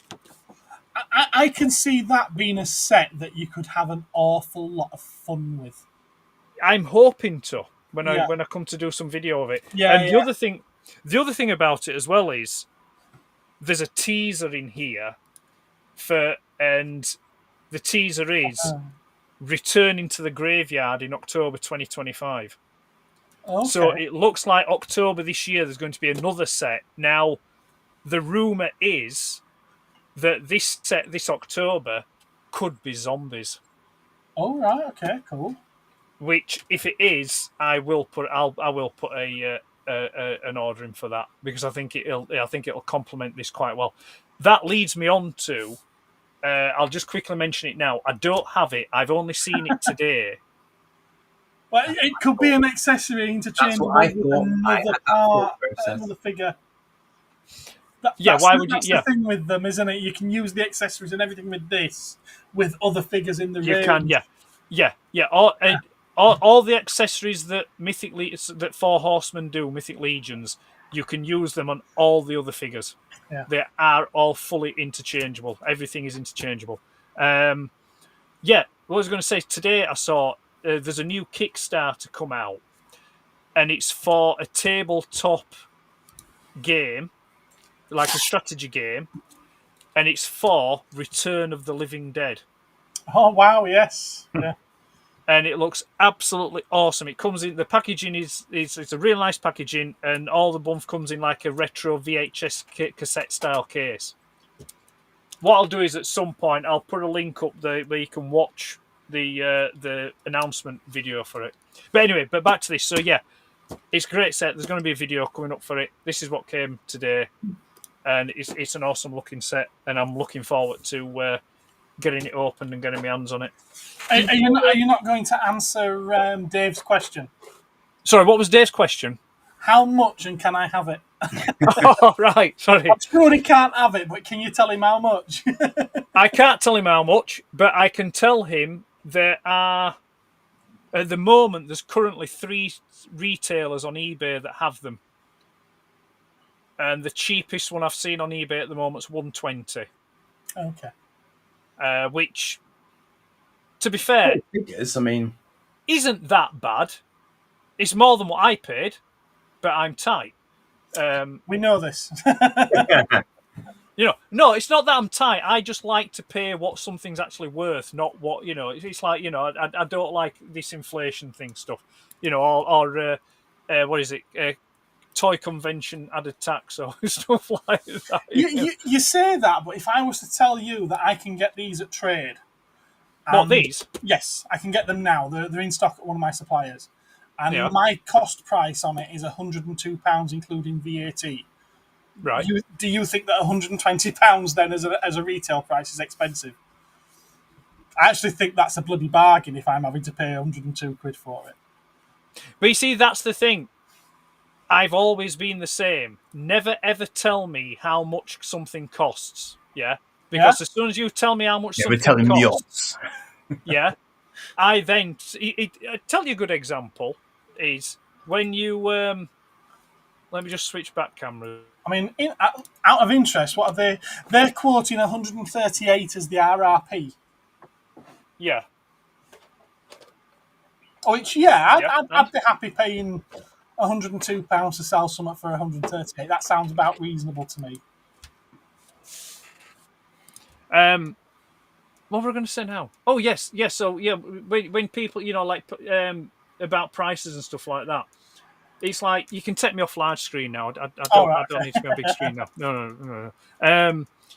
We've probably all seen. Well, Gareth may not have done, but the adverts on telly for Trivago, the hotels Trivago thing, yeah. Oh, yes. And you saw you in the advert, you've got someone going to say, "Oh, I've only paid £150 for this room." Have you? I've only paid 90. Oh, best go to Trivago. All that kind of stuff. No, that doesn't tell me that you're getting a bargain. That tells me that you're being screwed. Yeah. Yeah. But some people have that mindset. So, oh, I can get it cheaper. No, you're being screwed. That's what the advert tells me. Does head open a Mars bar underwater so no one can hear it? That kind of type. Well, I was just thinking when you know what I thought of when you said that. Dave's right there. I agree with that. Yeah. Do you know what I thought of when you said that one of those skeletons was a vampiric one? Yeah. Isn't it the case that in Buffy the Vampire Slayer, when she killed one of the vamps, it briefly turned into a skeleton before it went?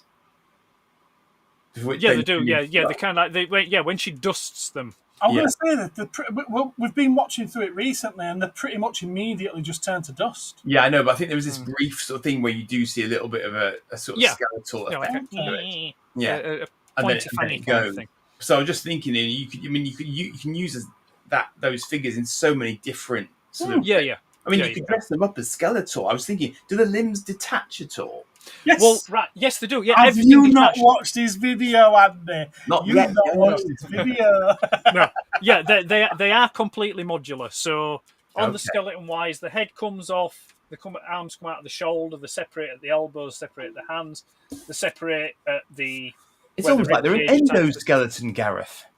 You could then stuff too. The thing that I the thing that I thought about is maybe it would be a case of picking up another one of these. Pick up another one of those. It might have done. And what the thought I had was, if someone did a custom printed 3D, 6-inch scale, particular style of torso, it would make a nice 6-inch scale Skeletron. Mm-hmm. Yeah. Mm-hmm. I think that would be great. Seeing as though you've got Fresh Monkey Fiction who's doing their line of Action Force inspired figures. But it needs the little spiky bit on top of the head. Oh no, I'm thinking of the Kraken, aren't I? Sorry. Yeah, thinking of the Kraken then. I had to think then. Oh yeah. Yeah, I don't have a Skeletron. I'm very tempted to order one of each colour from him though. Oh yeah. Yeah. I've been very tempted. Yeah. It's nice stuff. I was going to say the only problem. I think Martin was just saying you'd never be ripped off, but the problem is Ed's plan only works if there isn't demand for what he's trying to bargain people down on. Because if someone buys it out from under him at the higher price, he's kind of stuffed. So he will have to wait and pounce upon his prey another day when those people have. Well, that's the thing. That's what I say. I'm a patient person. I've learned through trial and error where now I'll buy when I'm ready to buy, when I want to buy. If I see something that I don't feel it's worth it or I don't want to pay that price, I won't. It's not that I'm not tight. I mean, in my normal everyday to-day life, I'm quite a generous person. Yeah, but when it comes to if I want to buy something, the majority of stuff, I mean, the way that I was raised and the life lessons I've learned is that everything you buy, no matter what it is overpriced. Everything you buy is overpriced for what it actually is. Yeah. Another example I use is cars.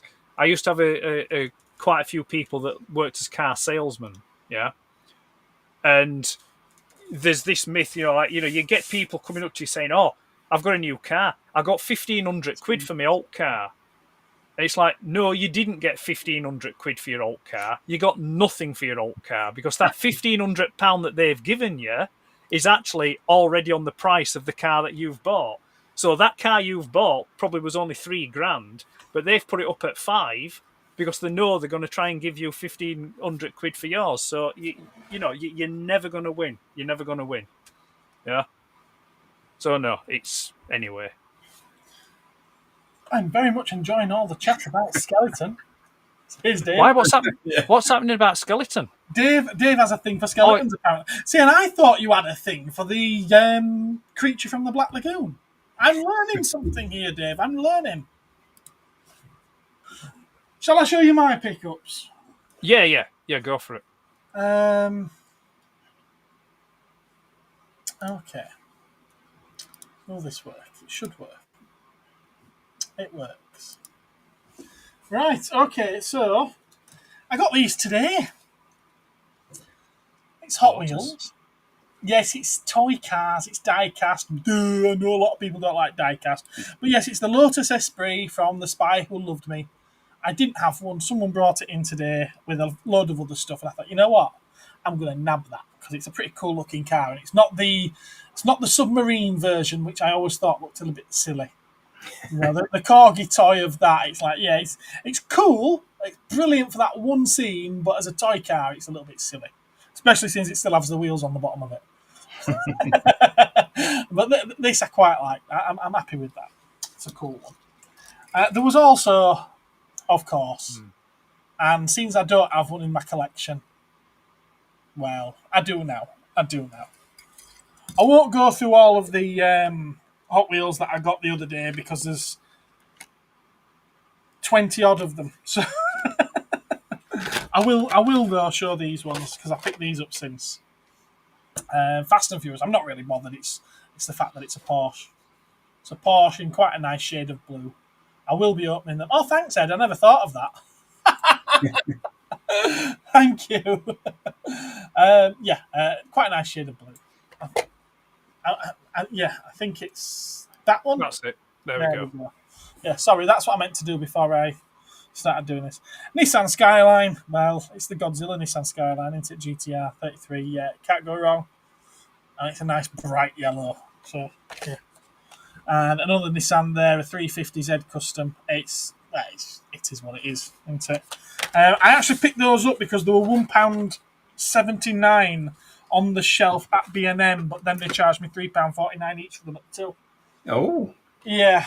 I've got a DVD. I picked this up off Vinted. I'd have gone and put them back on the shelf. I would have done if I weren't buying a load of other stuff at the same time. I didn't realise till I checked my receipt. Ah. Yeah.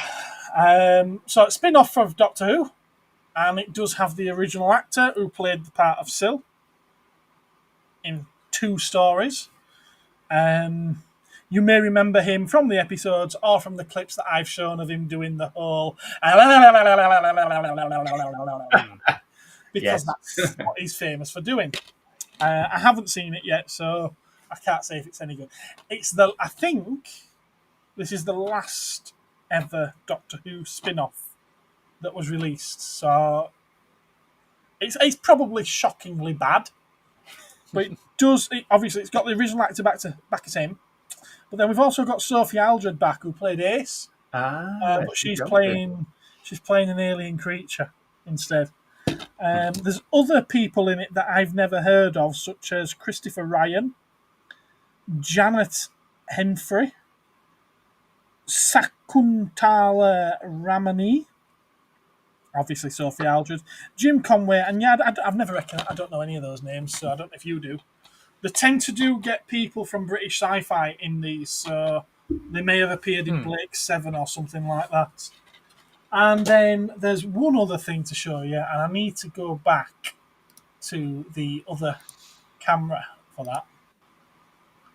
And before I do, we'll have a look at the comments.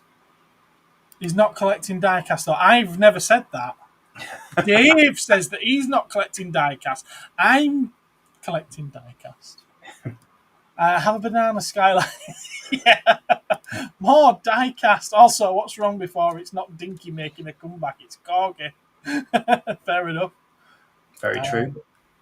No, because the window appears to be open. Why? It's not a submarine. Yes, true.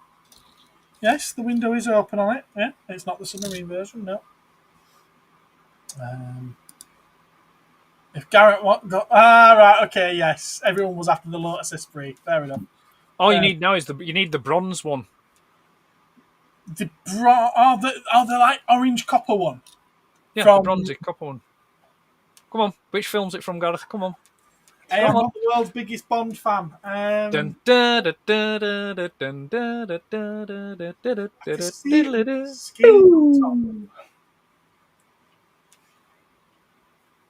sorry you've won nothing at all. No, go on. No, I'm not telling you. You have to research okay, fair enough then. None of us are collecting diecast, Martin. But the thing is, though, if you do get it, it has to be a different model of Lotus Esprit. It won't be the same as that one. Oh, okay, fair enough. It's the prototype. Yeah, it is, yeah. Okay. For that film, they used the prototype Lotus Esprit. So it is actually different from the production model, which they use for... Are you just buying it for the picture? Are you going to watch it? No, I will watch it. I will watch that one. Yeah. Yes, that's not creeping into my collection. Right, okay, so the next item, I've already shared this in the group, or at least I shared a very close-up picture of the head. It seems that I'm collecting Zoids, and specifically it seems like I'm collecting Zoidzillas, or at least Godulas. Yes.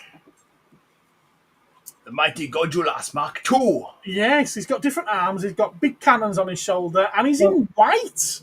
They're not different arms, though, are they? They're arms with different attachments on the end, I believe. Yeah, attachments on it, yeah. No, I've been having a look at this one here, and it doesn't seem to have the original arm.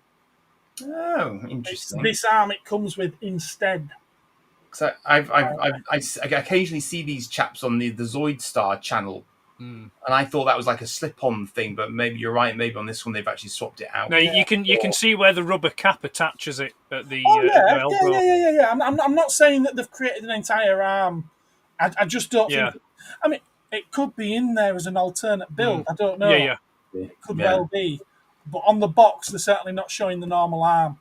No, they're just showing that one. And I'm not sure if I'm happy with that or not, but it was one of those things where it cropped up on that Japanese site where I've been getting a load of stuff from. And yes, the shipping was a killer. But I looked at the price and I was like, that seems fair. You know, it's 2003, is it? 2005. 2005 kit that's never been built. And then I had a look on eBay and it's triple the price completed over here. So I was like, yeah, all right, okay, I'll get it. Because I mean, they are nice. Those. I mean, he came in all sorts of different flavors. Because I don't know if you've ever seen them, but there are anime shows that were developed that include that style of Zoid in them, rather than the original Tomy release ones. You know, so they had empires involved in it rather than just being red and blue and Zoidarian and so on. So you know, whole different backgrounds to it. That's interesting, is that? Your thighs on. Gareth, would you say then what made you buy that then was when you saw that it was triple the amount on eBay? So did you buy it because you wanted it, or did you buy it because you thought, I can flick this and get more money for it? I can see what you're thinking there. No, I particularly want the Zoids 2 Zoidzilla, you know, the chrome one. The shiny right. I can't say I should have kept the one that came into the shop, but I let Joe at Leicester have it, didn't I? You did. But to be fair, I kind of want one that I can build myself. Whenever I see something that's out of my knowledge of value on this Japanese site, it's more a case of, right, it costs this price, the shipping's going to be this price, I'm likely to be stung. Can I just buy it on eBay? So I have a look to see what the going rate is. Well, when you see the going rate's triple what all that is, it's like, right, okay, yeah, I'll just get this one. Yeah, because otherwise I'm going to pay 3 times to get it. It was more like it was a deciding factor. Mm. Yes, I wanted it. Yes, I yeah. liked the colours. Yes, I'd love to build it, but I don't know if I ever will because one thing, space. Another thing, because of the nature of Zoids being a bit bitty and dust settling on these things, they're a pain in the backside to dust, aren't they? I can tell that with every second-hand Zoid I've ever seen. They must be a pain in the backside to dust because they're always covered in dust. My Zoidzilla, they can be deeply, deeply mucky. So, yeah. So why don't you then? Why don't you just wait and save up and get the chrome one? No, I will eventually get the chrome one. Hmm. It's just a case of landing on it at a price I'm happy to pay. Because even at the moment, if I was to just go online now and see one and see at X price, and it's like, right, okay, I'll save up and get that. If I wasn't happy with that price, I wouldn't buy it, regardless of if I've saved up or not. But I've now got an original one, an original Zoids one, which is partially built, so I need to clean it up, potentially dismantle it and rebuild it from scratch. I haven't decided yet what I'm going to do with them.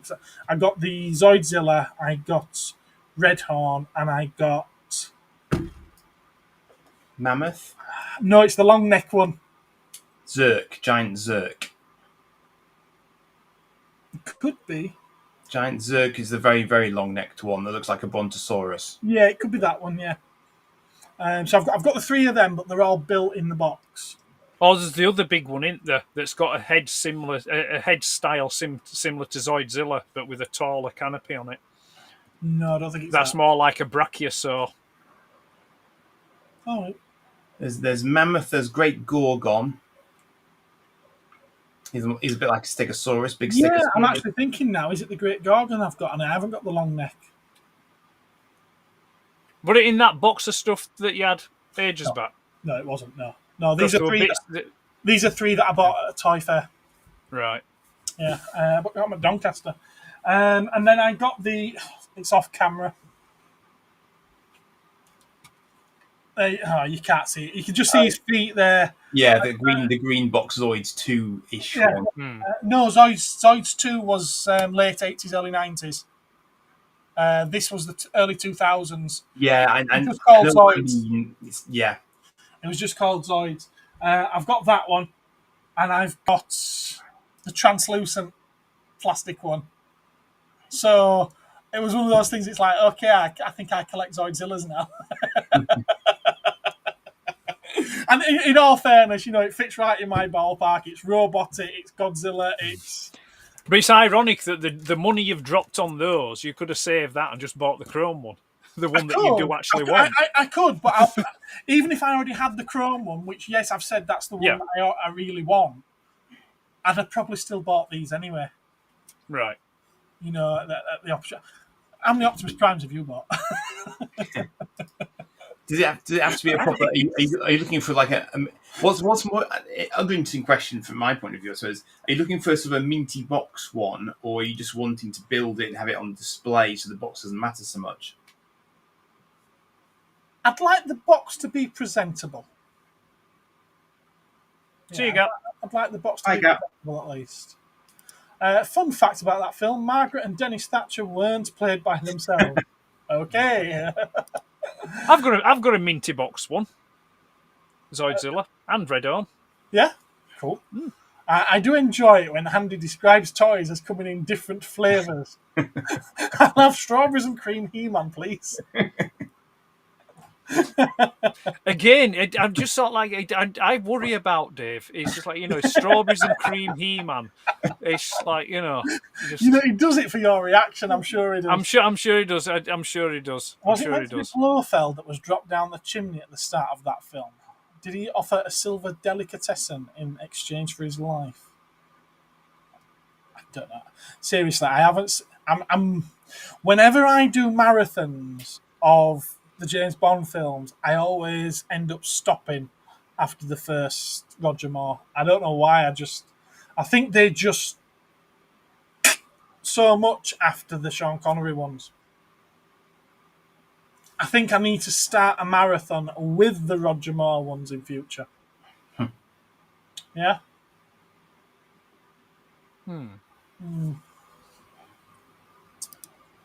Take care, Gap. You've gone now, haven't you? Bye. Yes. Everyone's saying He's bye gone. to you. Fare thee well. Right, so yeah, it's a weird one. I do like the colours of Zoids. It's weird, but I could imagine him in lots of other colours that I know would be right up my street. Why is there not a glow in the dark one? There might be. You never know. There might be. I have actually. I say this. Put a photoluminescent wash on the clear plastic one. Yeah, could do. I do say this. I stumbled across. I don't know why. I spent about 20 minutes scrolling through Vinted, and I saw that someone actually had listed a Zoids item, and it's not a vintage one, not by a long shot. But it's a Zoids Raptoria. It says ZW27, if that helps anybody. And it was a tenner.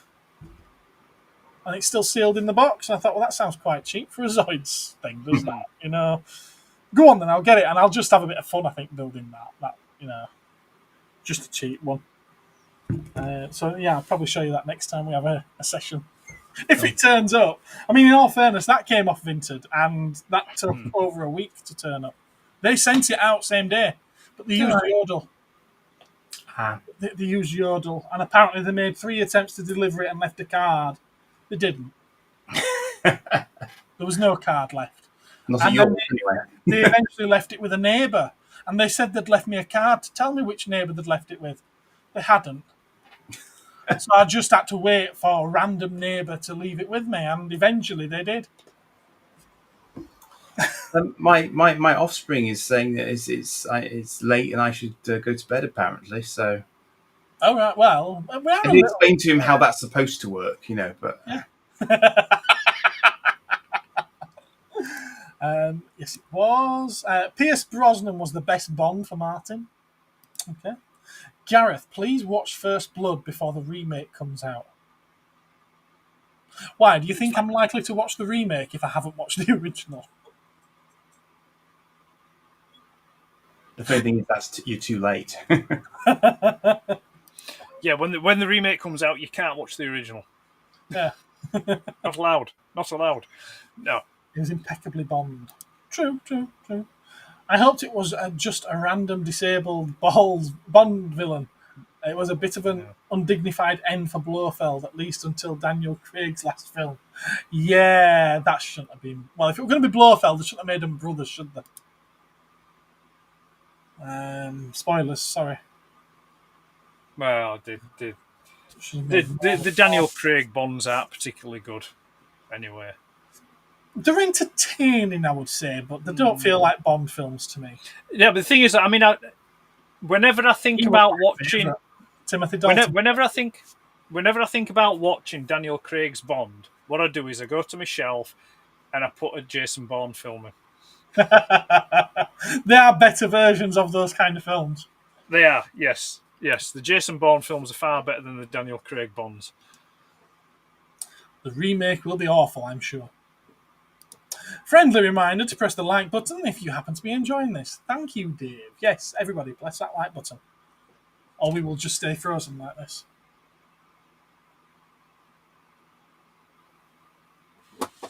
Ed, you're supposed to freeze.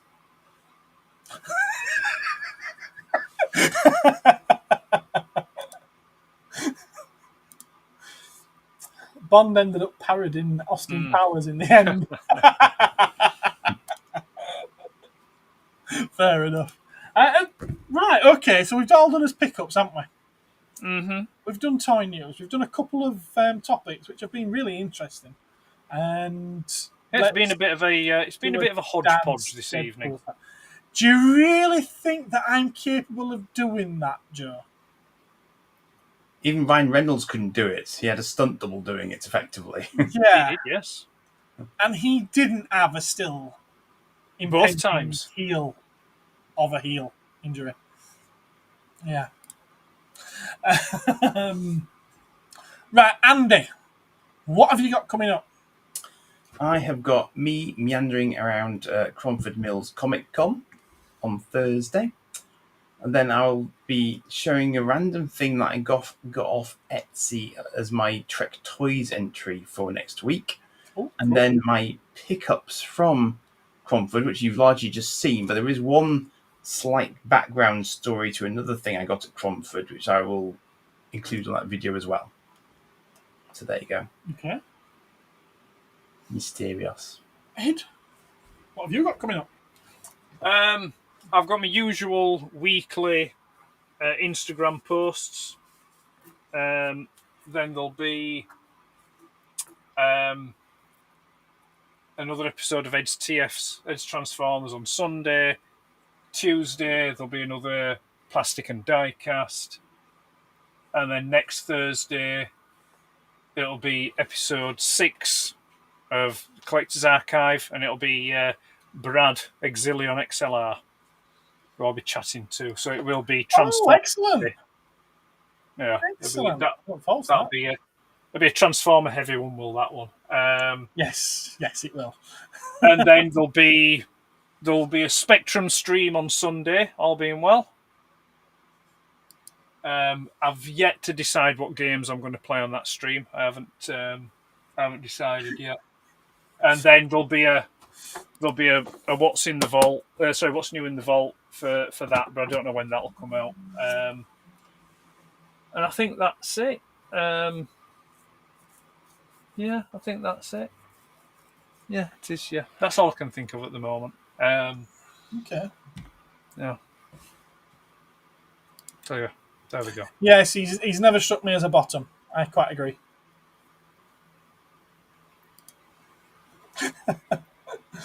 Actually, you know what I'm going to say? He said this about me many, many years ago. And Yes, I'm going to say about him now. He's a top-notch geezer. Do you guys ever meet up in real life? Yes, we do. Yes, we do. Unfortunately. No, we just figments with his imagination. Not recently, though, because the last time I met up with Eddie, I ended up with that injury. Did you? When was it? March, was it? It was. March? It was 10th of March, I believe. I think the last visit actually. I think last. I think we usually do have a little chat afterwards. Yeah. I think it was June. I think last time I saw Andy was June. I think was it June? Been about that. It was hot and dry. I know. Hang on, it's been like that for months. Yeah, and Andy's popped into the shop several times, hasn't you? A couple. for a cup of tea. A cup of tea. For a cup of tea and a chat. And his dog pees on my boxers outside. It depends, Martin. It depends. Do you guys have a green room chat? Yeah, usually. A little bit. Meet and greet. I don't know about that. It depends on how much of a need of a cup of tea and a slice of toast we are. Yeah. Right, what do I have got coming up then? Friday will be the recent sales on Friday night, which are actually last week's. But I have to edit it and put it out there and get it ready to go, so you get it a week later. There was some blind box unopenings last night, which if you haven't seen it, I will beg of you, please do go watch it, because an awful lot of effort did go into the making of that video, and it's the first of a 3-part series. And at the moment, it's not looking good on the viewing figures, so please do go support it, because it's heartbreaking to look at those figures. Don't beg, never beg, don't beg. Well, the nice people that's watching, apart from him and her. I can see her. There's a her watching. Yeah, one of them. Well, she identifies as a her.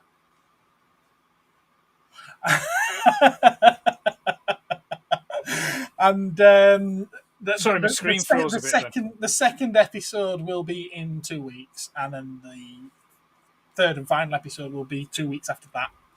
Next Tuesday, I don't know what I'm going to give you because I haven't filmed anything for it yet. So that's going to be a surprise on me when I've decided as well. And I don't believe I've got anything else planned then. Have I? No, I think that's about it. Yeah. I tell you what I will say. I'll have to pop in the shop. I'm a bit bereft. I've a couple of ideas, but I'll be honest with you, I'm kind of a bit bereft of ideas. September will mark the 25th anniversary of Vaults of Iacon. Yeah, so 25 years. But it's the 20th anniversary of Vaults of Iacon being on the internet. And it's like, I feel like I should do something, but I'm not wholly sure what to do. I don't know whether to do something as a live stream or do a pre-recorded thing. I think you should mix your passions and do a 24-hour live stream of the Transformers Spectrum game. And I think the next time I see you, I'm going to kick you in the ankle.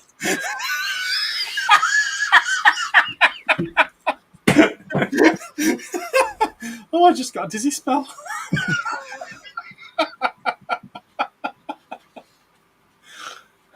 That's my answer to that. Cosmic barbecue. We're just saying random things now and sticking cosmic in the front of it. All right. I'm going to have to call it a night, gents. All right. Well, good night, Andy. Thank you very much for being here. Good night, Andy. Take care. Take care. Bye-bye. All right. Cheers. Andy will not be joining us in the green room after this. No. I'm gonna have a marauding child if I don't get myself off so shortly. So I better call it a night. No problem. Yeah, no worries. You take care, Andy. All the best. All right. Cheers. Bye-bye. See you in on. And without the good influence, you're left with just the two of us then.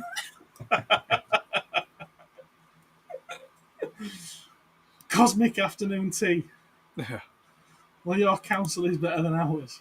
A sticker set. I like that idea, sticker set. But that means that I have to shell money out for something to just give away to people. That ain't happening. It doesn't say free, does it? I don't know.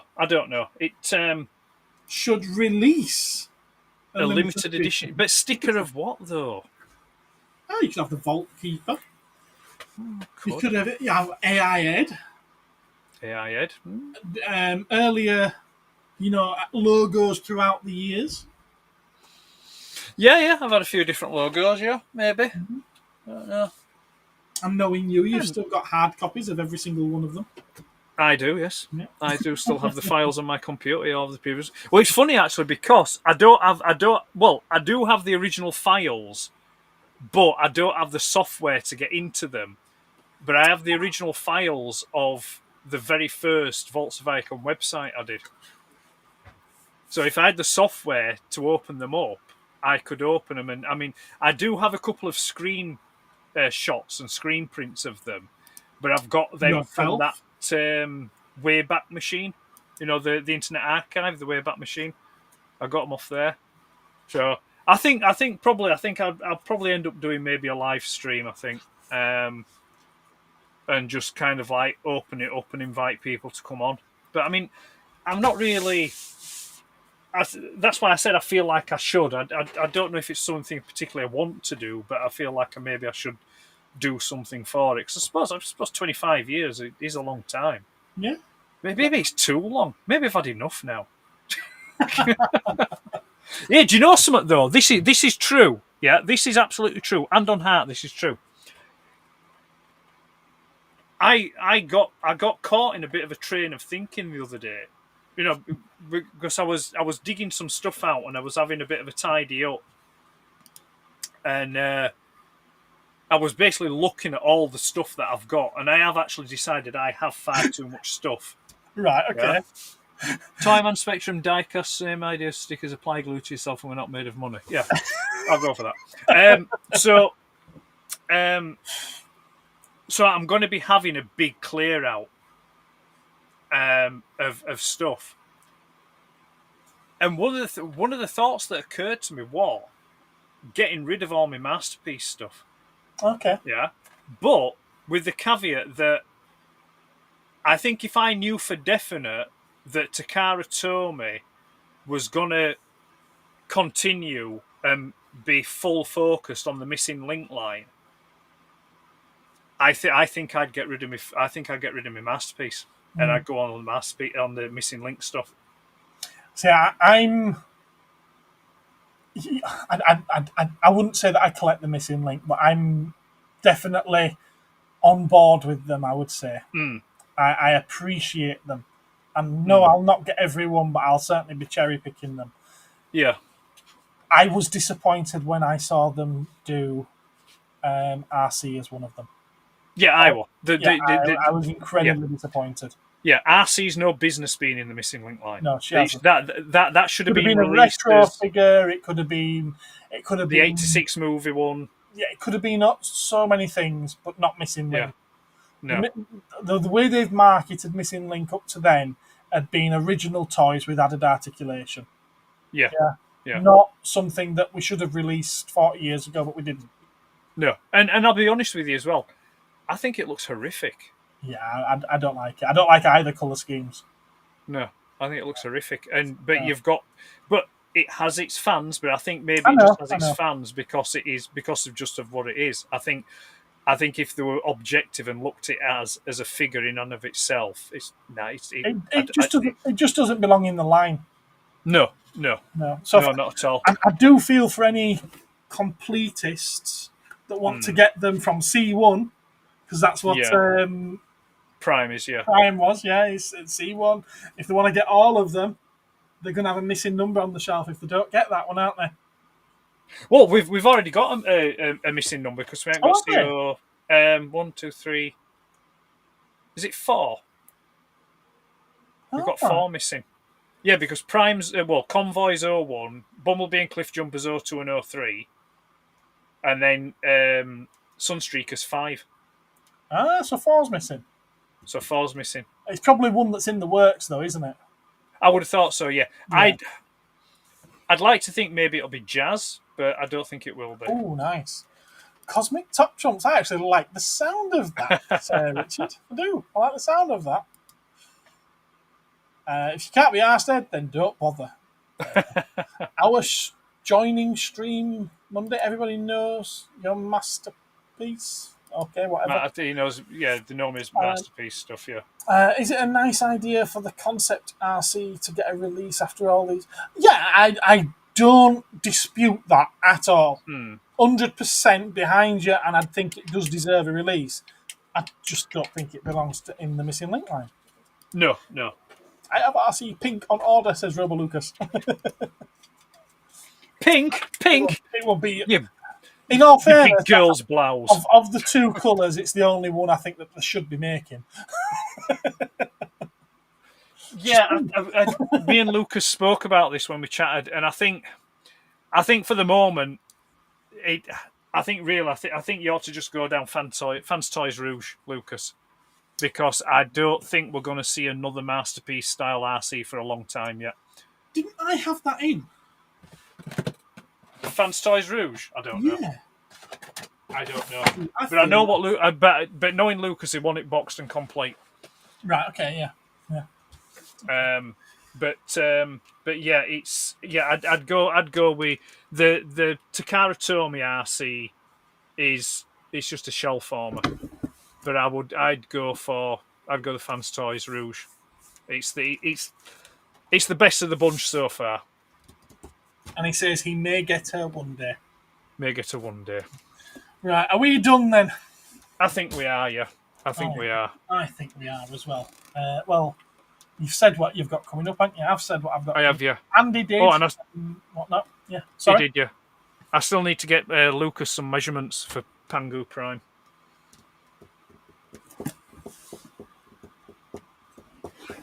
Is about that big? No, it's the the shoulder for a suitable size Autobot insignia. Okay. Did you believe that, Joe? Did you actually believe that? The thing is, it was obviously Photoshop fakery or an app that did it, because you could see It was ChatGPT. Well, yeah, you could see the overspray on the hairline. You know what was so funny though? Joe actually said, That's obviously AI because it's cut your ear off. And I looked at the picture and I was like, oh, yeah, so it has. So I looked at the original picture and he's like, no, the original picture, you can't see my ear either. It really was just the angle of the shot. It was the Van Gogh version. Yeah. Right. Okay. Well, thank you everyone for joining us. Time to go. Thanks for sticking with us for 2.5 hours if you've managed that. Wow. Yeah. Thank you. And with that, good night. See you later.